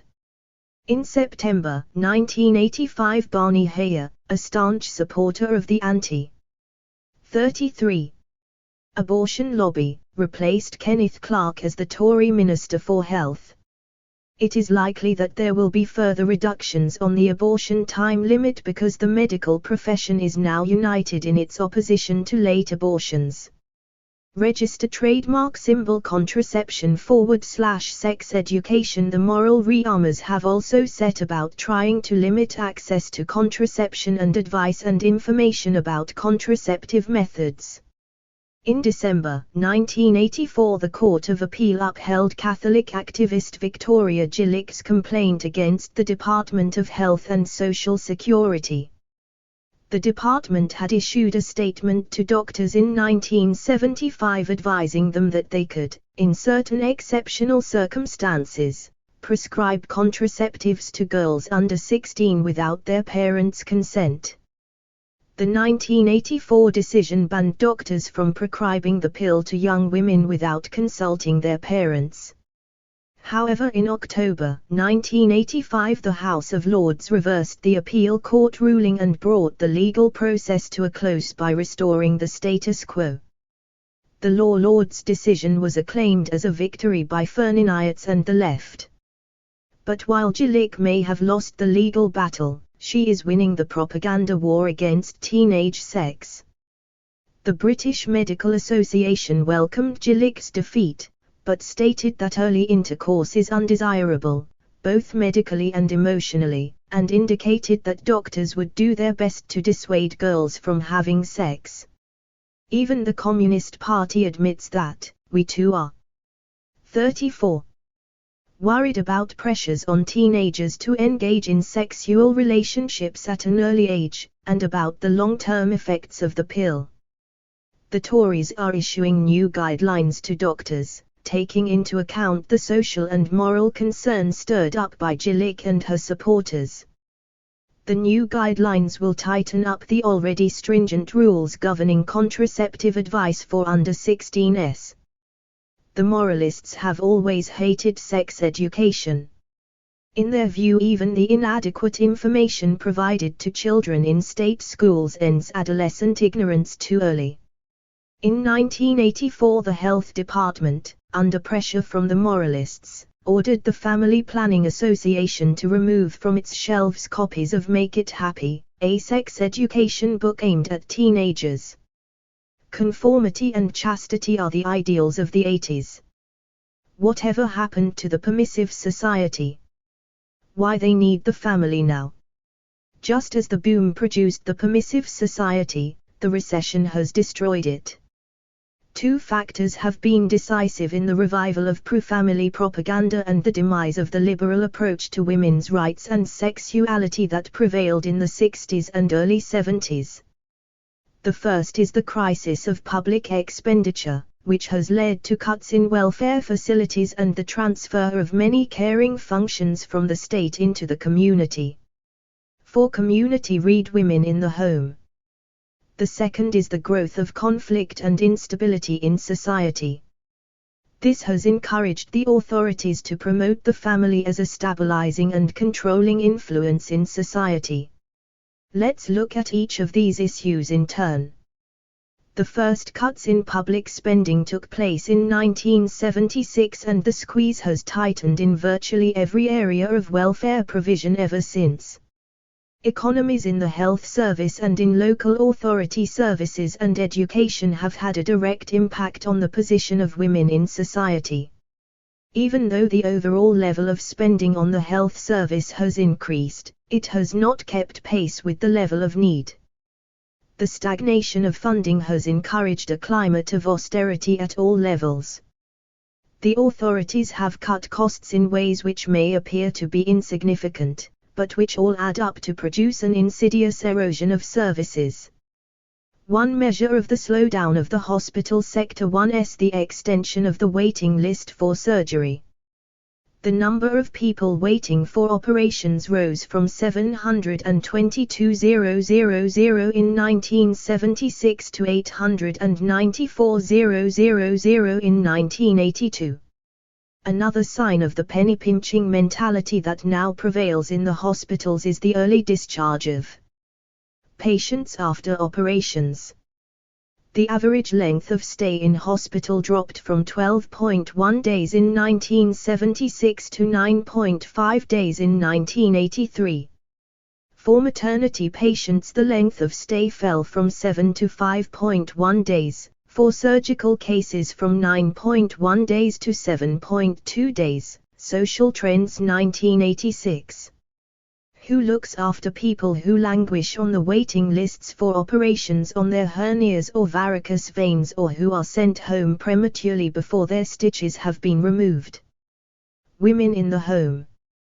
The fashionable concept of community care disguises an attempt to save money in the public services by discharging patients from various institutions to be looked after in the community, a euphemism for in the home. Successive governments have enthusiastically proclaimed the supposed advantages of returning the old, the mentally ill and the mentally and physically handicapped to the community. In 1982, fewer than 50,000 beds in hospitals were occupied by the mentally handicapped, a drop of almost 10,000 from 1976. Figures for the physically handicapped tell the same story. Between 1976 and 1983, the number of physically handicapped people under 65 in local authority homes fell from 6,200 to 5,200. Residential accommodation for the elderly also stagnated in this period. Nurseries are another casualty of the cuts. Provision for the under-5s has remained grossly inadequate, and facilities for under-3s have become virtually non-existent. Parents, especially mothers, are increasingly obliged to look after their own children or make expensive child-minding arrangements. Expenditure on education in general has dropped sharply over the last decade, producing a deterioration in standards and a greater onus on parents to teach their own children how to read and write. For those who can afford it, the private sector has grown to compensate for the cuts in public provision. Private and voluntary homes for the elderly took in an extra 11,000 people between 1981 and 1983. Between 1976 and 1983, the number of physically handicapped people in private and voluntary homes rose by 3,000 while state places fell. The health authorities have come to rely increasingly on out-of-season hotels to house elderly people and former mental patients. Under the guise of returning people to the community, the government has dumped people who are unable to care for themselves on profiteering hoteliers. Private hospitals and nurseries have mushroomed in response to the decay of the state. 36. System, but the cost puts them out of reach of most working-class women. The burden of declining state services has had to be shouldered by dutiful daughters, mothers and sisters. The changing patterns of women's work correspond to the requirements of the system for a more flexible workforce and for the greater availability of women to work in the home. Over the past decade, the main change in women's working patterns has been the growth of part-time working. Between 1972 and 1984, the number of part-time workers, the vast majority of them women, increased by 1.3 million. This increase has partly disguised the fact that since 1979 women's full-time jobs have disappeared at twice the rate of men's, and the total number of working women is now below 1964 levels. Of the 343,000 new jobs created in 1984, some 187,000, more than half, were part-time jobs for women. Only 14,000 were full-time women's jobs. Although government statistics make married unemployed women invisible, they count all part-timers as full-timers in the employment figures. Women are now 42% of the workforce, but they remain largely in low-paid insecure employment. The 10 worst paid jobs are mainly done by women, and whereas 12% of full-time adult men fall below the low-pay threshold, more than half of full-time adult women get below poverty line wages.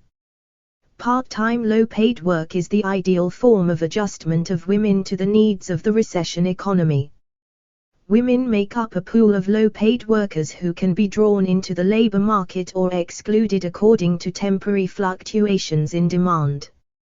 This form of working makes them available to look after young children and relatives who are acutely ill or chronically sick or disabled. The new celebration of the virtues of family life seeks to legitimize the form of family that is appropriate to Thatcher's Britain. Mopping up the mess. The second aspect of the revival of the family is its function as a bulwark of order and stability in a society in which mass unemployment, deprivation and oppression may provoke a serious threat to the existing order. The potential danger has already become apparent in Britain in the 1981 inner-city riots and the violent conflicts between the police and striking miners on the picket lines in 1984. In autumn 1985, the inner cities exploded again as young blacks vented their anger after 4 more years of state racism and police repression. The Say Tottenham riot was the most ferocious display of black resistance to racial oppression ever seen in Britain. It left 1 policeman dead and 232 injured. It prompted a sustained law and order drive by the Tories and served as the backdrop to the introduction of the government's Public Order Act. The authorities are alarmed at the threat from the mass of young people who have nothing to look forward to but a life on the dole.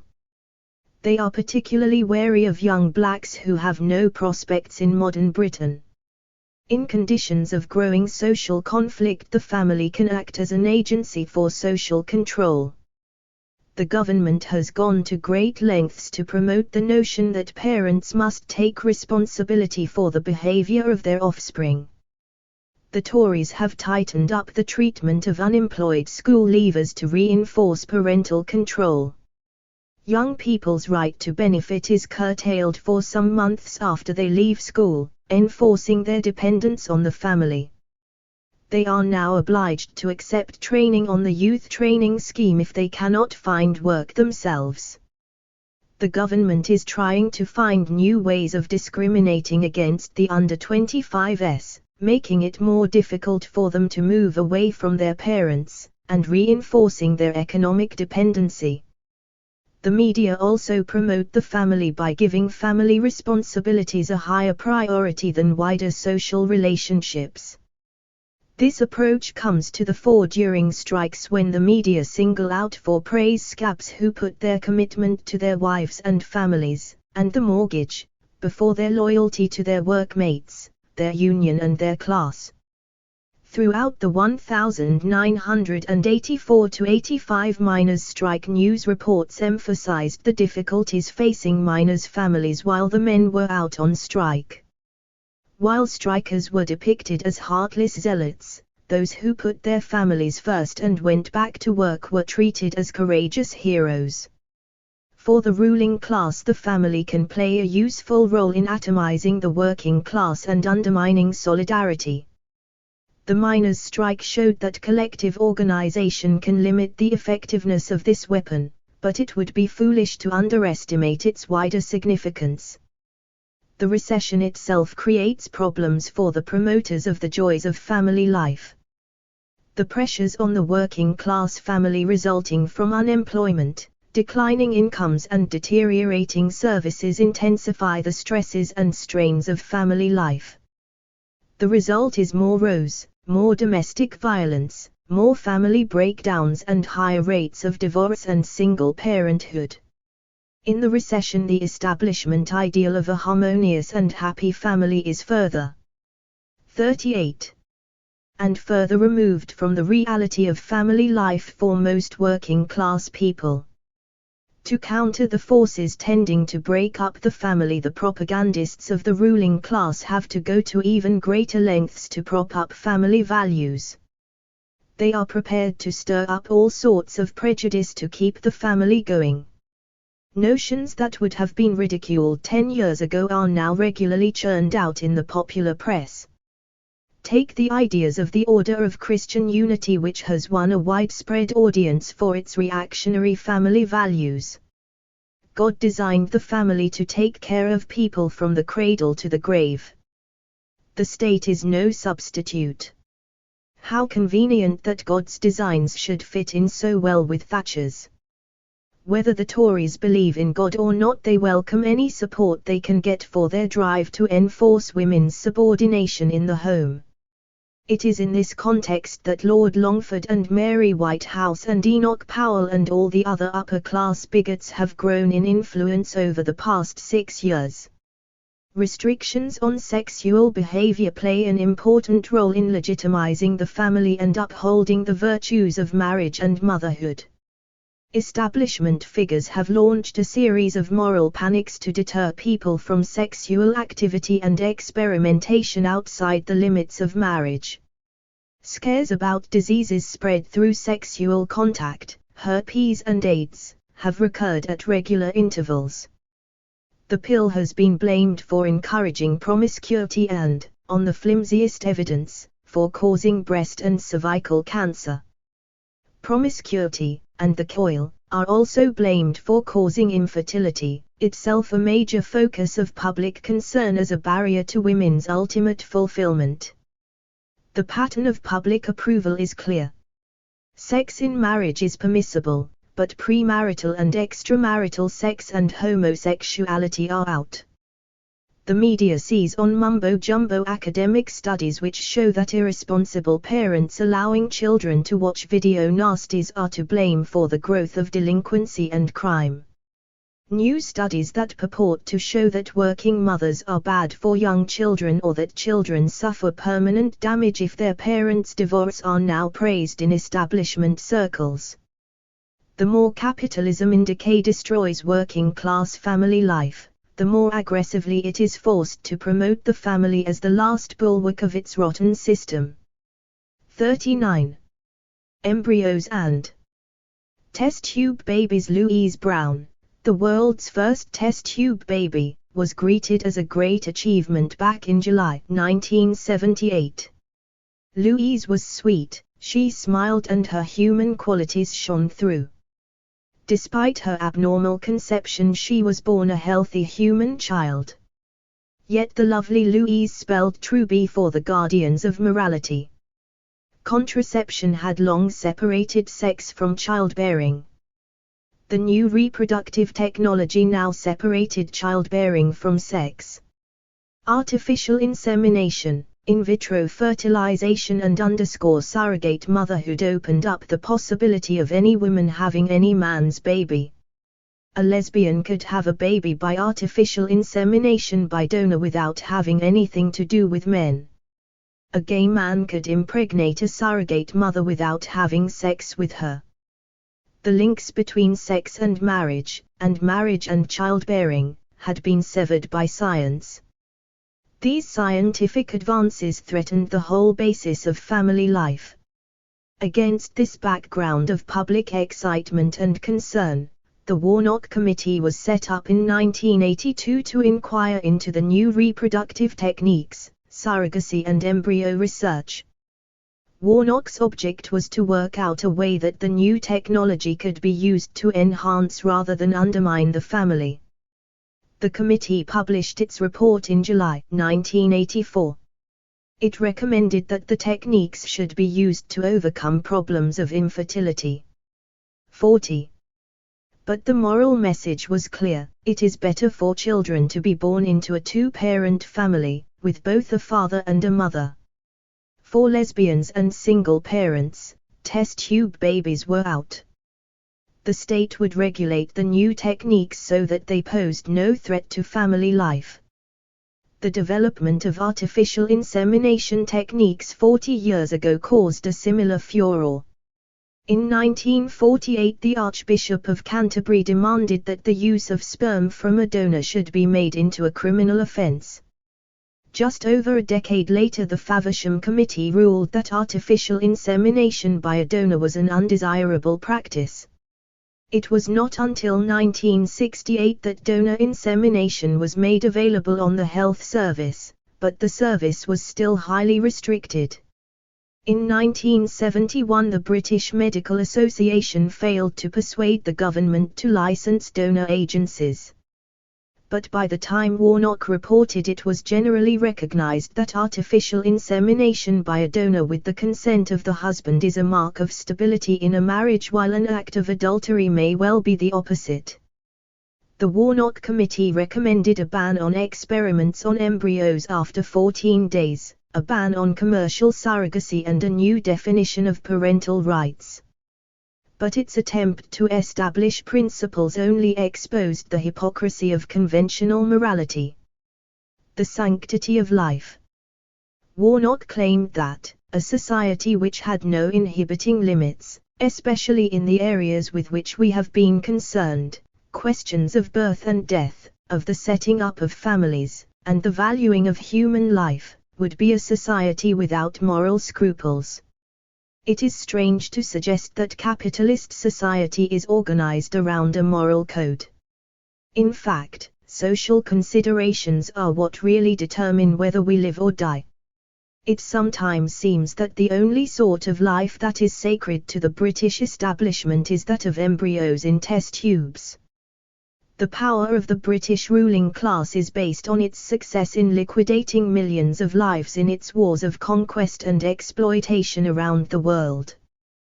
Today its moral scruples are easily suspended when it comes to the sailors in the Be Forward/Greenough or teenage joyriders in West Belfast. The thousands of human lives wrecked every year through industrial accidents merit not a fraction of the concern given to a few microscopic cells. A glance at recent history is sufficient to make clear that nobody's life is sacred if they stand in the way of the ruling. 41. Class. The establishment proclaims the sanctity of embryo life only to deny rights to women. Embryo rights. The Warnock Committee had long discussions on the fraught question of when does life begin.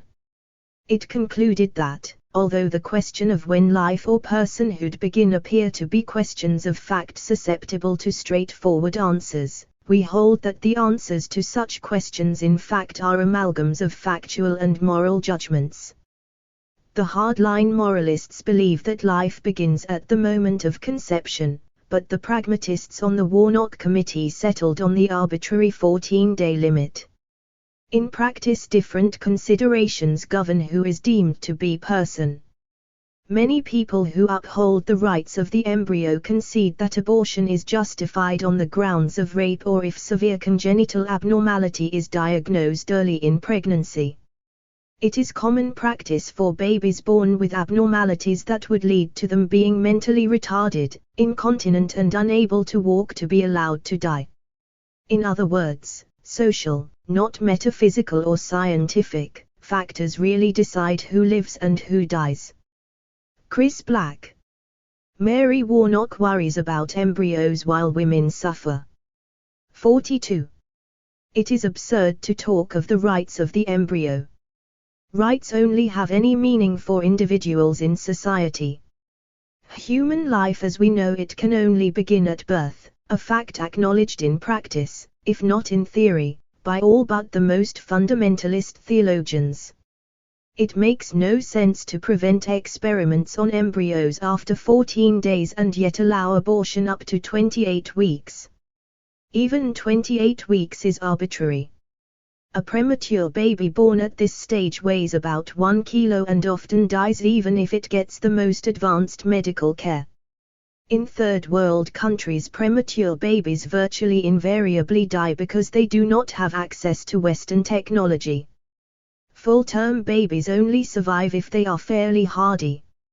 Social and economic considerations, not philosophical considerations, really determine whether any individual has the right to life. The only point in endowing the embryo with rights is to deny the right of the woman in whom this clot of cells is located. She is prevented from dislodging it by any means, including the morning after pill, the coil, or an abortion. This indeed is the whole object of the debate about embryo rights. The dignity of women. According to Warnock, it is inconsistent with human dignity that a woman should use her uterus for financial profit and treat it as an incubator for someone else's child. The report considers it liable to moral objection that people should treat others as a means to their own ends, and that this becomes positively exploitative when financial interests are involved. If this principle were followed, the whole capitalist system of exploitation would collapse. Warnock's moral code has no bearing on how the system works in practice. An employer does not look upon a worker as another person, but as a means to his own end, the end of increasing his profits. The relationship is positively exploitative. Nothing but financial interests are involved. The worker does not work for the capitalist for free, but to get the wages he needs to survive. The employer does not offer the worker a job out of the goodness of his heart, but out of his craving to increase his profits. Under capitalism, everything and everybody has its price, including women and their wombs. Warnock is perturbed at the idea of a woman's womb being used as an incubator for somebody else's child. But is this not the experience of working-class women?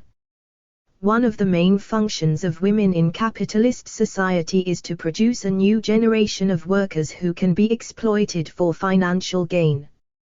One of the main 43 functions of marriage and the working-class family is that the woman's uterus should be put to the service of the system, in the same way as the rest of her anatomy. Warnock's happy families. The overriding concern of the Warnock Committee was to come up with some legislative proposals that would keep the family safe against the new advances in medical science. The committee sanctioned experiments on embryos within a 14-day time limit for the strict purpose of research into infertility problems. While claiming that many people feel an instinctive opposition to research, the report reminds us that advances in the treatment of infertility could not have taken place without such research, and continued research is essential if advances in treatment and medical knowledge are to continue. The Warnock report accepts that embryos have rights and should be afforded some protection in law. But it argues the case for limited experimentation. In the interests of the greater good. The greater good is providing babies for the infertile couples who are denied the joy of a full family life. Warnock recommended a ban on American-style commercial surrogacy agencies. Until baby Cotton was born in January 1985 and splashed all over the front pages of the Star, surrogate motherhood was not an issue. Housewife Kim Cotton's decision to lease her womb to a rich American businessman changed all that. The family is mocked, declared leading right-wing moralist Ronald Butt in the Times. Kim Cotton's willingness to part with the baby she had conceived and carried for 9 months was denounced as a violation of the sacred concept of motherhood. Days after the delivery, however, baby Cotton was handed over to her new parents after the High Court had discovered that they were a decent middle-class couple with 2 homes.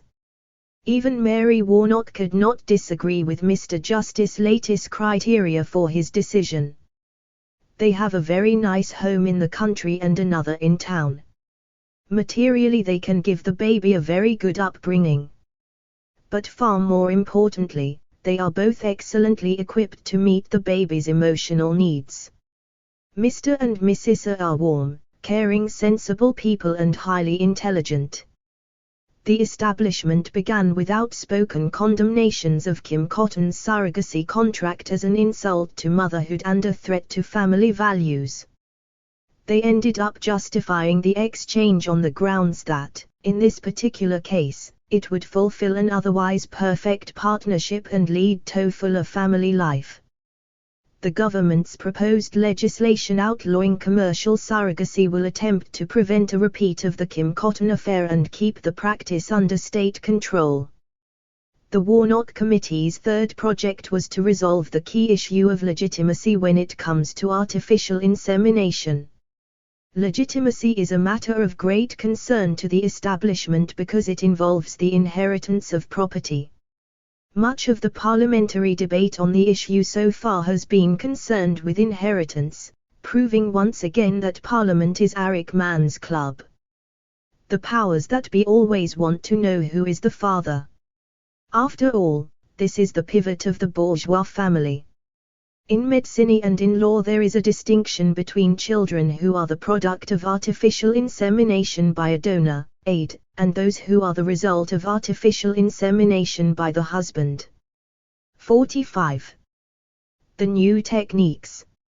Artificial insemination by husband, AIH. Sperm is gathered from the husband and injected into the woman's womb at the time in her menstrual cycle when she is most likely to conceive. Artificial insemination by donor, aid. The same technique is used except that in this case the sperm comes from a man other than the woman's husband. In vitro fertilization, IVF. In vitro means literally in glass. 1, or usually several, eggs are taken from a woman's ovary through a fine tube inserted through the abdominal wall under anesthetic at the precise stage of the month when they are ripe for release. They are brought together with sperm, not in a test tube, but in a shallow glass dish called a Petri dish. Once fertilization has taken place, the resulting embryo is inserted in the woman's womb where it must attach itself to the lining before a pregnancy will take place. The chances against this are still quite high, so usually several eggs are fertilized at one time and the resulting embryos all put in a woman's womb at one time. Egg donation. In vitro fertilization means that it is possible for a woman to donate eggs to be fertilized and placed in the womb of another woman. Embryo donation. Because the techniques of in vitro fertilization involve the production of several embryos, it is possible that some of the spare embryos could be placed in another woman for her to achieve pregnancy. Freezing and thawing. It is already possible to freeze both sperm and embryos for later use. It will soon be possible to freeze eggs as well. This makes it possible to keep eggs, sperm and already cultured embryos to be used to impregnate a woman later. 46. AIH. The aid baby 1's illegitimate, the AIH child is not. Artificial insemination separates sex and pregnancy and demystifies the whole business of procreation. Warnock noted that some people oppose it on the grounds that it is unnatural. Opposition to AIH is founded on the view that it represents an unwarranted deviation from the natural process of intercourse. Those who hold this view argue also that the unitive and procreative aspects of sexual intercourse should not be separated. And it is argued that it involves the practice of masturbation, which is held to be wrong. Aid is more complicated because it involves having another man's child, without committing adultery. By separating the unitive and procreative aspects of sex, science has abolished the technical basis for the family. The House Journal of British Business, The Economist, recoiled in fear at the realization that it had also abolished the technical basis for the distinction between men and women. Above all, humanity, should decide how best to make such tinkering with unborn human organisms meet moral standards that do not undo what being man and woman stand for. The function of the Warnock Report was to resolve the problems caused by the intrusion of science into the realm of sexual relations. It was an impossible task. The morality which justifies the present organization of society depends on mystifying social relationships. Yet the advance of science constantly strips away this mystification and reveals the reality. The Warnock Report attempted to preserve the mystery in the face of the scientific assault. It tried to maintain a sphere of irrationality and darkness where prejudice could flourish hidden from the light of science.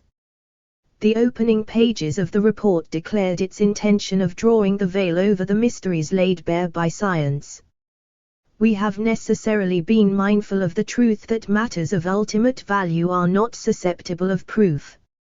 Warnock argued that just because science had removed the connection between having sex and having a baby, this does not mean that there is no connection. Parliament chose a philosopher to chair the committee to endow the mystique of marriage with the status of rationality. 47. Enter Enoch. Enoch Powell's Unborn Children Protection Bill was an attempt to preempt Warnock. It called for a ban on pure embryo research and proposed that all doctors carrying out in vitro fertilization must get the written permission of the Secretary of State before implanting a named woman with an embryo. Powell's bill aimed to give rights to embryos from conception, with the implication that post-coital contraception and abortion could be deemed illegal. Although it won a huge majority on its second reading in February 1985, there was never much chance of it becoming law. Its role was to stir up prejudices about evil scientists cloning embryos or creating hybrids or otherwise tampering with the species. Powell's appeal to backward fears about science and technology had the desired effect.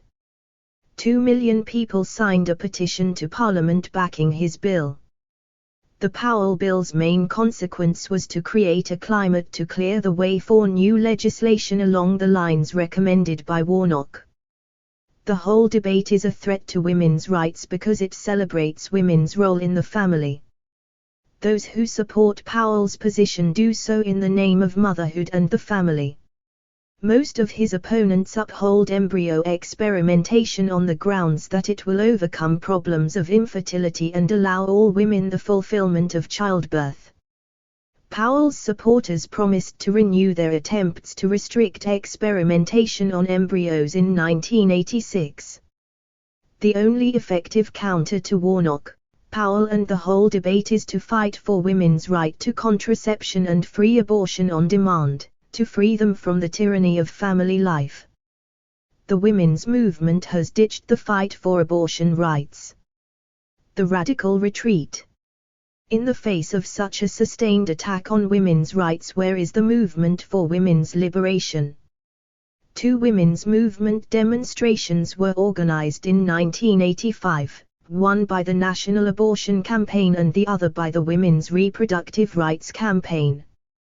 The first was called in opposition to Enoch Powell's bill against embryo experimentation and the second to uphold contraception rights in the face of Victoria Gillick's campaign in the courts.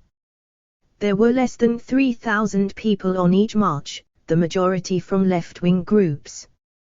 Back in 1979, 20,000 people marched on an ACT demonstration supported by the TUC.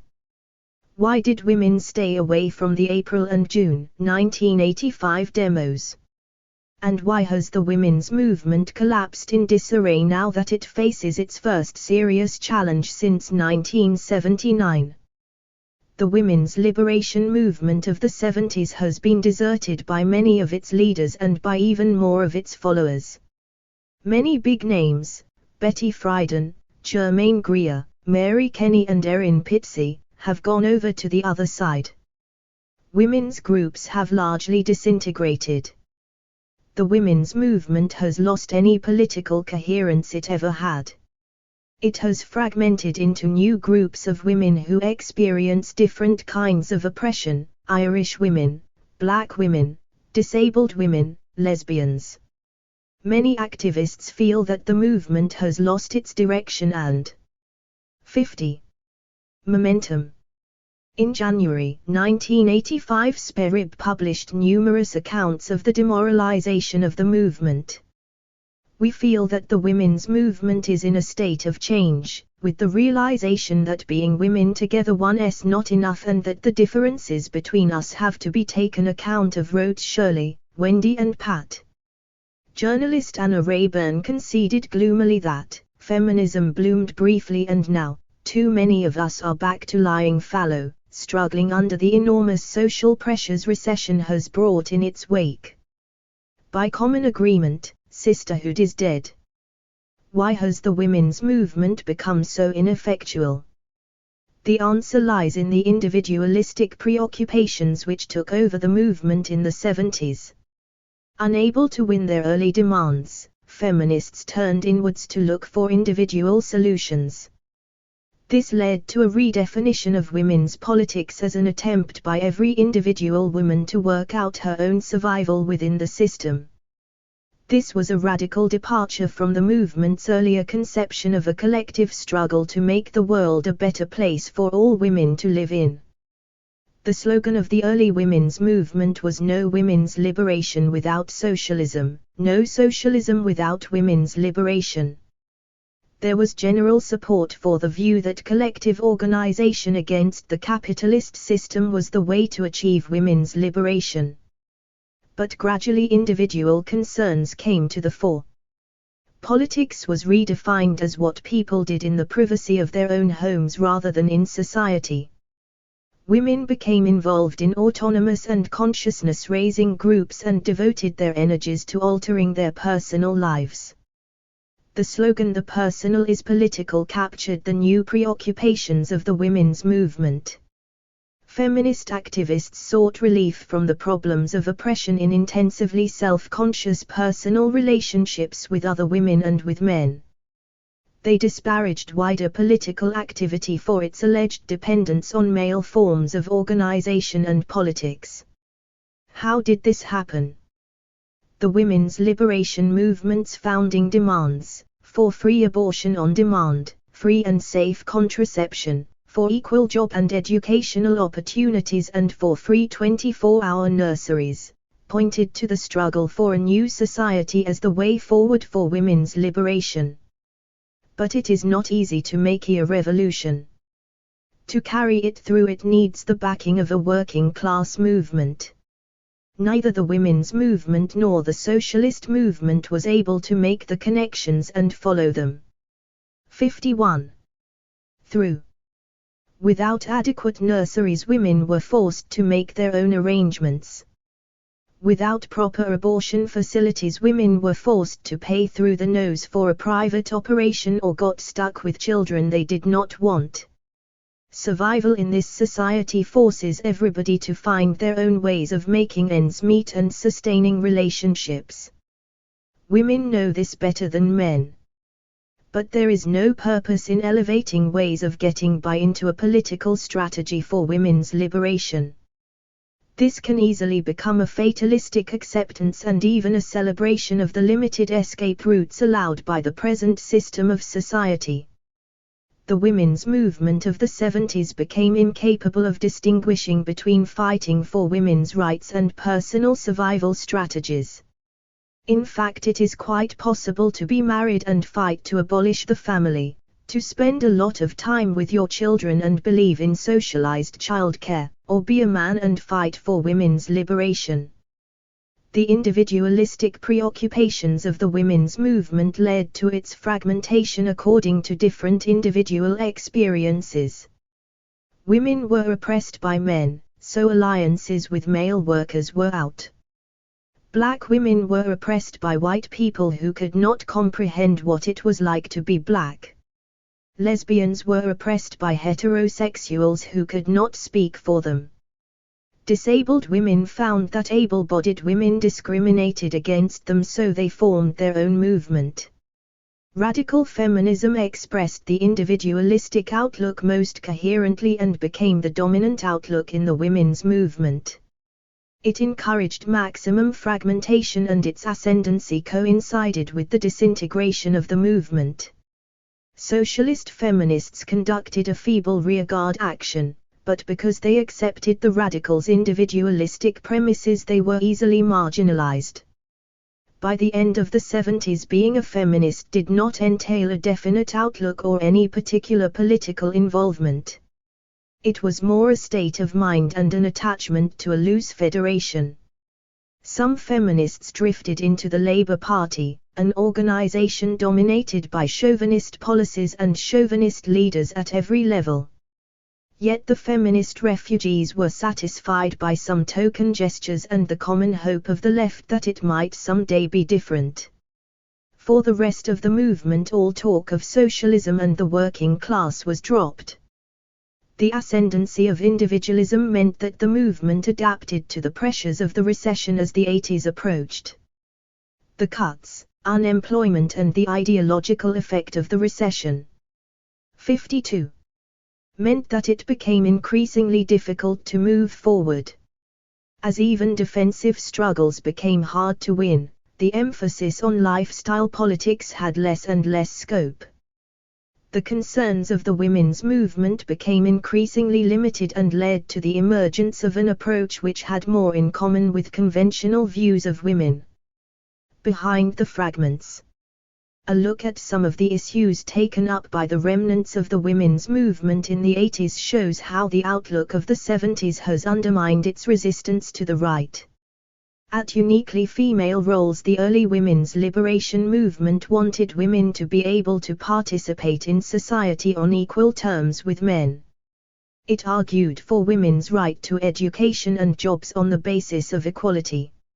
It rejected conventional notions of women being equal but different. The movement also rejected notions that women were naturally caring and passive, and argued that women were held back by their traditional roles. In the early 80s, the peace camp at Greenham Common became the central focus of the women's movement in Britain. The central theme of the Peace Women is the celebration of traditional caring, passive feminine values. Men are excluded from the camp because of their supposedly natural violent tendencies. At Greenham, the women's movement has promoted a philosophy of passive resignation to state repression. It has even recommended the adoption of these defeatist tactics by other people, such as women in the mining communities in the 1984–85 strike, who face police terror. But it is the emphasis on traditional feminine values that is the most distinctive feature of Greenham, and the most striking departure from the early traditions of the women's liberation movement. In 1983, the Greenham campers called on women to come from all over Britain to pin family snapshots, children's toys and nappies on the fence of the missile base, in an open celebration of the uniquely female roles that the women's liberation movement was founded to challenge. Register trademark symbol motherhood and the family. In the 70s, many feminists consciously rejected motherhood because they saw it as limiting their potential. They campaigned for easier access to abortion and contraception and demanded more. 53. Sexual experimentation. The same approach dictated their attitude to nursery provision. Having children was all right, but who would look after them if women were participating equally in jobs, education and society? 10 years on, many feminists admit that their ideas have changed. One woman explained that when it all began she had been a daughter, now she is a mother and sees things differently. Motherhood and childcare are a new experiment for some, but one that is clearly in keeping with the way things are going. A shortage of jobs, nurseries and positive alternatives has led even radical women to contemplate motherhood as a way of life. Feminist author Betty Friedan, who first discovered the existence of women's oppression in suburban America in the 60s, has now come around to seeing the value of the family for women. Family is not just a buzzword for reactionaries. For women as for men, it is the symbol of the last area where one has any hope of control over one's destiny, of meeting one's most basic human needs. The Second Stage, 1981. British socialist feminist journalists Anna Coote and Beatrix Campbell have also discovered that there are ways in which the family can be a source of care, attention, strength and security. Sweet Freedom, 1982. There are also ways in which the family can be a source of misery, pain, isolation and drudgery. At a time when every right-wing hack is emphasizing the positive side of family life, those who want to defend women's rights should take every opportunity to point out its limitations for working-class women. At the Pill and Abortion, Germaine Greer's Female Eunuch was one of the most influential feminist books of the 70s. In 1983 she marked her departure from the feminist cause with the publication of Sex and Destiny. Her main discovery was that promiscuity was not liberation and that in fact contraceptives like the pill had made it impossible for women to say no. Greer recommended withdrawal as an alternative. The problem is that many feminists, for instance Jane Waddis of the Communist Party, now agree with her. There is also concern at the possible exploitation of girls by their boyfriends. It is not unusual for girls to feel pressurized into having sex when they may not be sure they want to. 54. Greer's argument that the pill makes women available to men blames the pill, rather than society, for putting women in a position where they must accept sex they may not want. But not being on the pill does not make it any easier for a woman to refuse sex, especially if she is economically dependent on the man demanding it. At a time when Victoria Gillick is on the rampage trying to prevent young girls from getting the pill, this sort of argument amounts to a capitulation to the right. In October 1983 the National Abortion Campaign split over the abortion issue. The debate showed the women's movement shifting towards a more sympathetic line on family life. Many women wanted to get away from the negativity of the pro-abortion demand. Some argued that the right to have a baby was of equal status to the right to have an abortion. The prevailing social climate in Britain today is strongly in favor of women having babies and increasingly hostile to any measures to prevent births. There is no need to defend women's right to have babies when that is being promoted from every political platform, pulpit and newspaper in the country. The only restrictions on childbirth are technical, in the case of infertility, and financial, for the working class. There are no political or ideological barriers. Today it is women's right not to have babies that is under threat. When feminists assert women's right to choose to have babies, they are swimming with the tide of reaction and copping out from the real battle against restrictions on women's right to contraception and abortion. At responses to Powell and Warnock, the thrust of the National Abortion Campaign's criticism of Powell is that his proposals will make it more difficult for infertile women to conceive. As a leading representative put it, "We oppose the bill because it damages an important technique that has brought hope to many childless people." Yet the real aim of the embryo debate is not to deter pregnancies but to create a climate of opinion in which it will become increasingly difficult to avoid or terminate them. In its desire to please all its diverse supporters, NAC continually misses the central point. NAC emphasizes that Powell's proposals constitute an invasion of privacy and doctor-patient confidentiality and reprimands Powell for his attempt to preempt any sensible and rational discussion of the Warnock recommendations. Our point is that we are not interested in any discussions of any recommendations that can only result in further restrictions on 55. Women's already limited access to contraception and abortion. The Women's Reproductive Rights Campaign, whose supporters split from NAC in 1983, makes even more concessions to reactionary prejudices. It objects to men doing research on embryos on the grounds that it is based on a deep-seated womb envy degree. It is worried about mad scientists playing laboratory games with embryos. The kind of mind it takes to even think of mixing male human sperm and a hamster egg is beyond our comprehension. This may well be true, but this simple test does indicate whether the sperm in question is able to penetrate a human egg. It is amazing how far the modern women's movement has gone in echoing right-wing anti-scientific bigotry. Right on the rampage. The capitulation of the women's movement has not gone unnoticed by the right. Valerie Riches, the British Secretary of the Responsible Society, has gleefully welcomed feminist converts to the cause of reaction. Certainly some women's liberationists are beginning to realize that they have been used as female guinea pigs for the pharmaceutical industry. Some are protesting angrily at the degeneration and violation of women at the hands of the pornographers. As Cosmopolitan, praise be, has bravely thrown up its trend-setting liberated arms in despair at the increasing evidence of herpes genitalis, an incurable, recurrent and highly contagious sexually transmitted disease.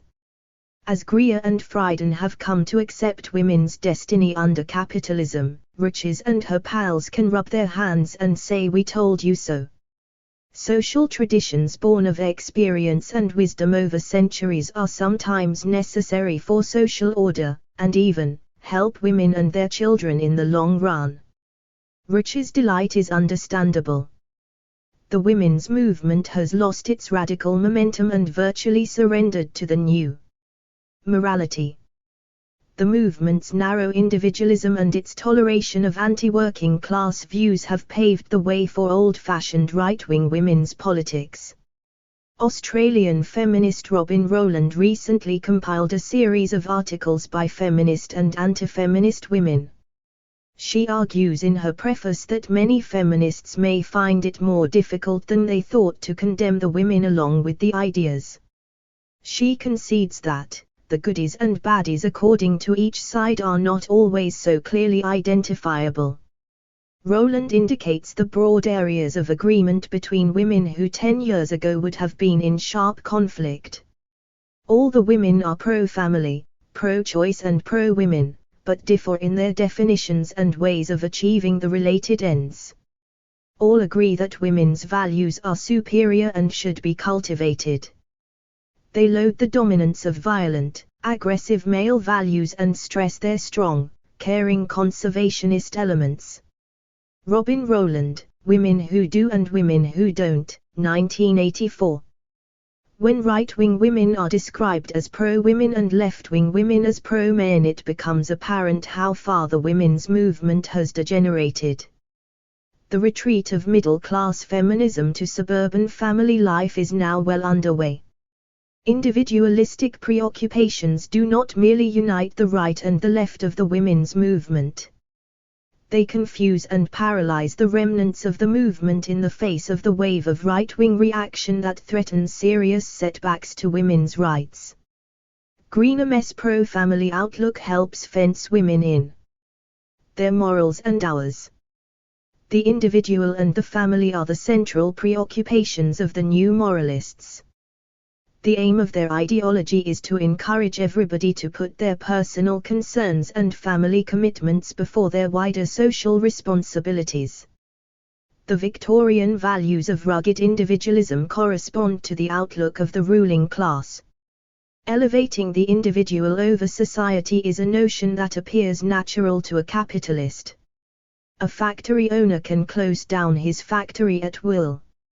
Newspaper tycoons like Rupert Murdoch or Robert Maxwell can decide what millions of people will read in the popular press.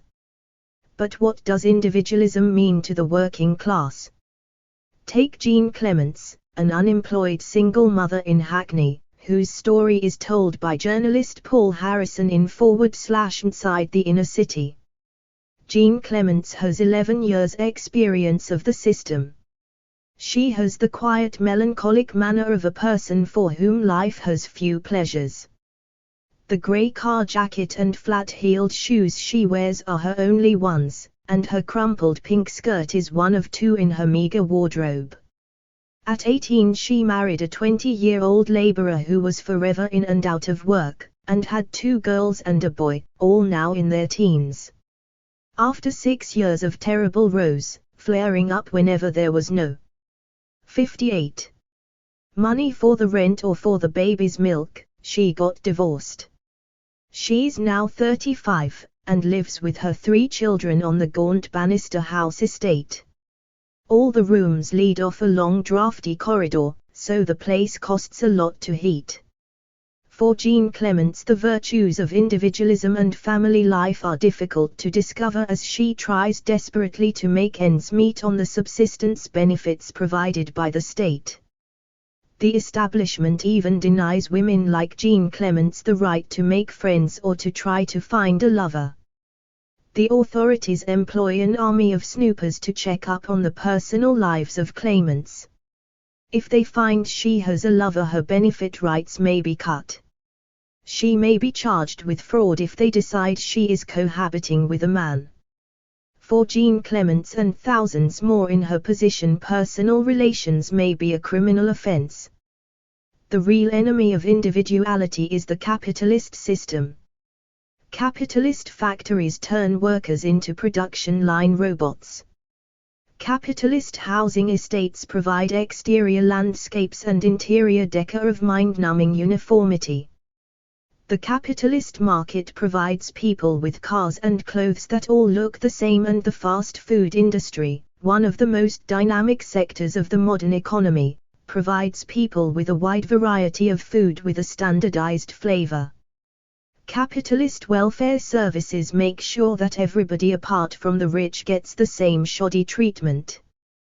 Tory Education Minister Keith Joseph has plans to make sure that all children receive an even more standardized education. Yet the apologists for this system accuse communists of seeking to destroy individuality. The only way ordinary people can defend and advance their individuality is by getting together and organizing against the system that destroys individuals and distorts relationships inside and outside the family. We can only realize our personal potential through the struggle to get rid of the rotten system that frustrates individual expression and turns workers against one another.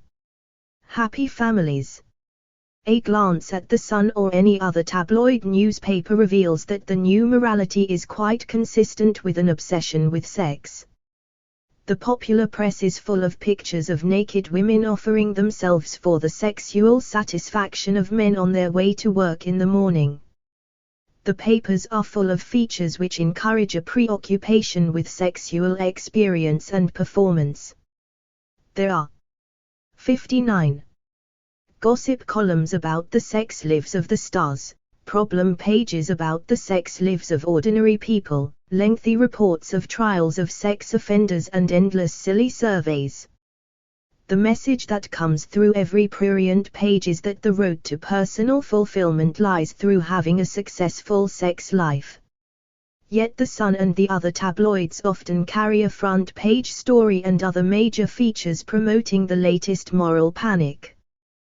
The page 3 nude goes with the page 1 attack on promiscuity. The combined message is that sex is good, but only if it is pursued within the approved framework of marriage and the family. The aim of all the titillation and trivialization of sex is to reinforce conventional morality. One illustration of this sort of salacious hypocrisy is the spectacular success of the international pop star sex symbol, the appropriately named Madonna. Her first 2 big hits of 1985 were entitled Like a Virgin and Material Girl. The first celebrates a lover who made her feel like every bourgeois bride is supposed to, and the second makes clear that no suitor without appropriate bourgeois property qualifications would be considered worthy of her favors. The aim of the establishment's narrow obsession with sexuality is to channel everybody's desire for sexual and emotional fulfillment into a commitment to marriage and the family. But at the same time the ruling class is determined to turn the family into an agency for the care of children, the sick, the elderly and all the other casualties of the system. The authorities and their hacks are also determined to restrict women's escape from the restrictions of family life by limiting access to abortion and contraception facilities. The result is that the institution into which people are encouraged to direct all their energies and hopes is becoming less and less capable of providing any real fulfillment for working class people. The stresses and strains imposed on the family when the aspirations and expectations hyped up by the media confront the realities of financial stringency, welfare cuts and underscore personal weaknesses often turn the family into an enclosed sphere of frustration and despair. This burden, like all the burdens of family life, falls most heavily on women. It often leads to conflict and violence against women and children. The impact of Thatcher's Britain on the family is expressed in the rising rate of family breakdown and divorce. Yet the more the ruling class destroys ordinary families, the more loudly its politicians and journalists proclaim the virtues of family life. Capitalists regard the family as natural because it is natural for 60. them to want work done in the home to be done for nothing. Our aim is to end a form of society in which the economic interests of the bosses deform the sexual and emotional lives of workers. We aim to do away with the economic role of the family to allow the full development of emotional attachments between individuals. Far from seeking to separate sex and love, we want to destroy the economic interests of a system which stand between sex and love. The gay life. The establishment's determination to defend the naturalness of the sexual relations which are most conducive to its exploitative system is clearest in the brutal treatment it dishes out to those who step outside its conception of nature. The ruling class turns gay men into criminals because their sex lives do not square with the family framework which plays such a central role in the exploitation of the working class. More than 2,000 men are arrested every year for the sex crimes of homosexual behavior. Even the sight of two men kissing in the street can inspire acts of savagery by the guardians of ruling class morality. Diabetic Jimmy Christmas and his friend were arrested in London's Oxford Street in February 1984 after police saw them kissing. Christmas was knocked unconscious when the police banged his head repeatedly on the side of their van. He was kicked in the back, aggravating an old spinal disorder. His earring was wrenched out of his ear and his trousers ripped as they tried to pull them off to search him for drugs. The press has seized on the AIDS issue to mount a campaign of prejudice and hostility against gays and the gay plague. Gays have been identified by the Sun as walking time bombs, carrying a killer disease. At the height of the AIDS scare, gangs of thugs appeared outside Heaven, a gay disco in central London, and beat up men as they were leaving. AIDS provides a convenient pretext for the establishment drive to identify gays as a problem in society. The victims of the disease are blamed for causing it, and the biggest fear promoted by the establishment is that the gay plague might extend to the heterosexual population. The difference between the public response to the mysterious and often fatal Legionnaire's disease was striking. Legionnaire's disease was called after the American Legion, an organization of retired U.S. soldiers among whom it first appeared in the late 70s. Yet this discovery did not lead to 61. Spate of stories linking the disease to its victims' strange habit of dressing up in military uniforms and attending right-wing conferences. In fomenting prejudice against gays, the ruling class and its allies try to turn workers' frustrations at the poverty of their emotional and sexual lives away from the real cause. They are turned against another section of society. The real cause of workers' sexual frustrations is the capitalist system. The way forward towards a fuller sex life for all lies through resistance to reactionary attempts to divide and weaken the working class movement by turning heterosexual people against gays and the fight for a system which can allow the fullest expression of sexual inclinations. Tenderness of the wolves. The establishment feels that it is on safe ground when it takes up the issue of sex. The reactionaries know that by denouncing queers and perverts they can appeal to deep-seated prejudices.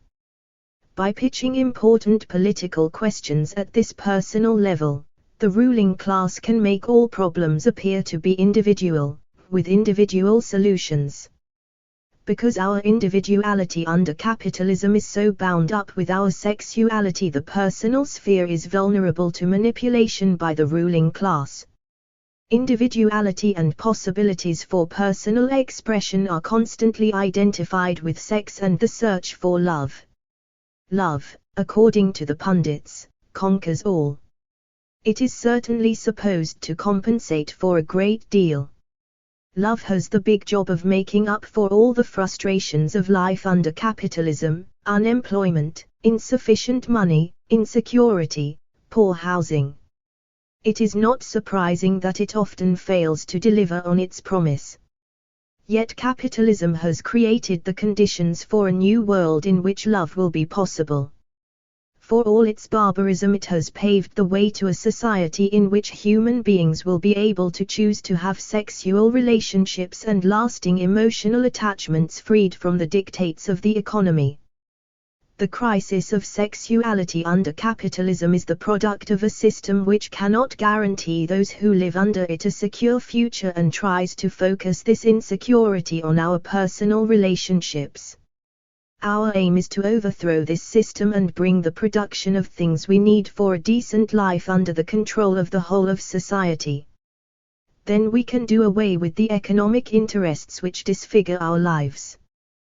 This is the precondition for making choices that 62 are really choices because they are not forced on us by economic circumstances. Human beings can be really free to develop their individuality and enter into personal relationships that are really fulfilling. The possibility of falling in love will be realized without the constant intervention of material considerations. To succeed in freeing our potential and enjoying it means a hard struggle. Many workers are attached to their families and to their personal lives, and the ruling class seeks to manipulate these feelings to scare workers away from fighting. But the charge that revolutionaries will do away with the family is rather like telling prisoners that they will be robbed of the sight of the sky through the skylight when the prison walls are torn down. What will life be like under communism? What kinds of sexual relationships will occur? The answers to these questions cannot be given now. All we can say is that things will be better because we will be free from the chains of material deprivation. Perhaps the best view of the future of sex and personal relations was given by Friedrich Engels, one of the founders of communism, in the 19th century. But what will there be new? That will be answered when a new generation has grown up, a generation of men who never in their lives have known what it is to buy a woman's surrender with money or any other instrument of power, a generation of women who have never known what it is to give themselves to a man from any other considerations than real love, or to refuse to give themselves to their lover from fear of the economic consequences. When these people are in the world, they will care precious little what anybody today thinks they ought to do. They will make their own practice and their own public opinion about the practice of each individual, and that will be the end of it. F. Engels, Origins of the Family, Private Property and the State.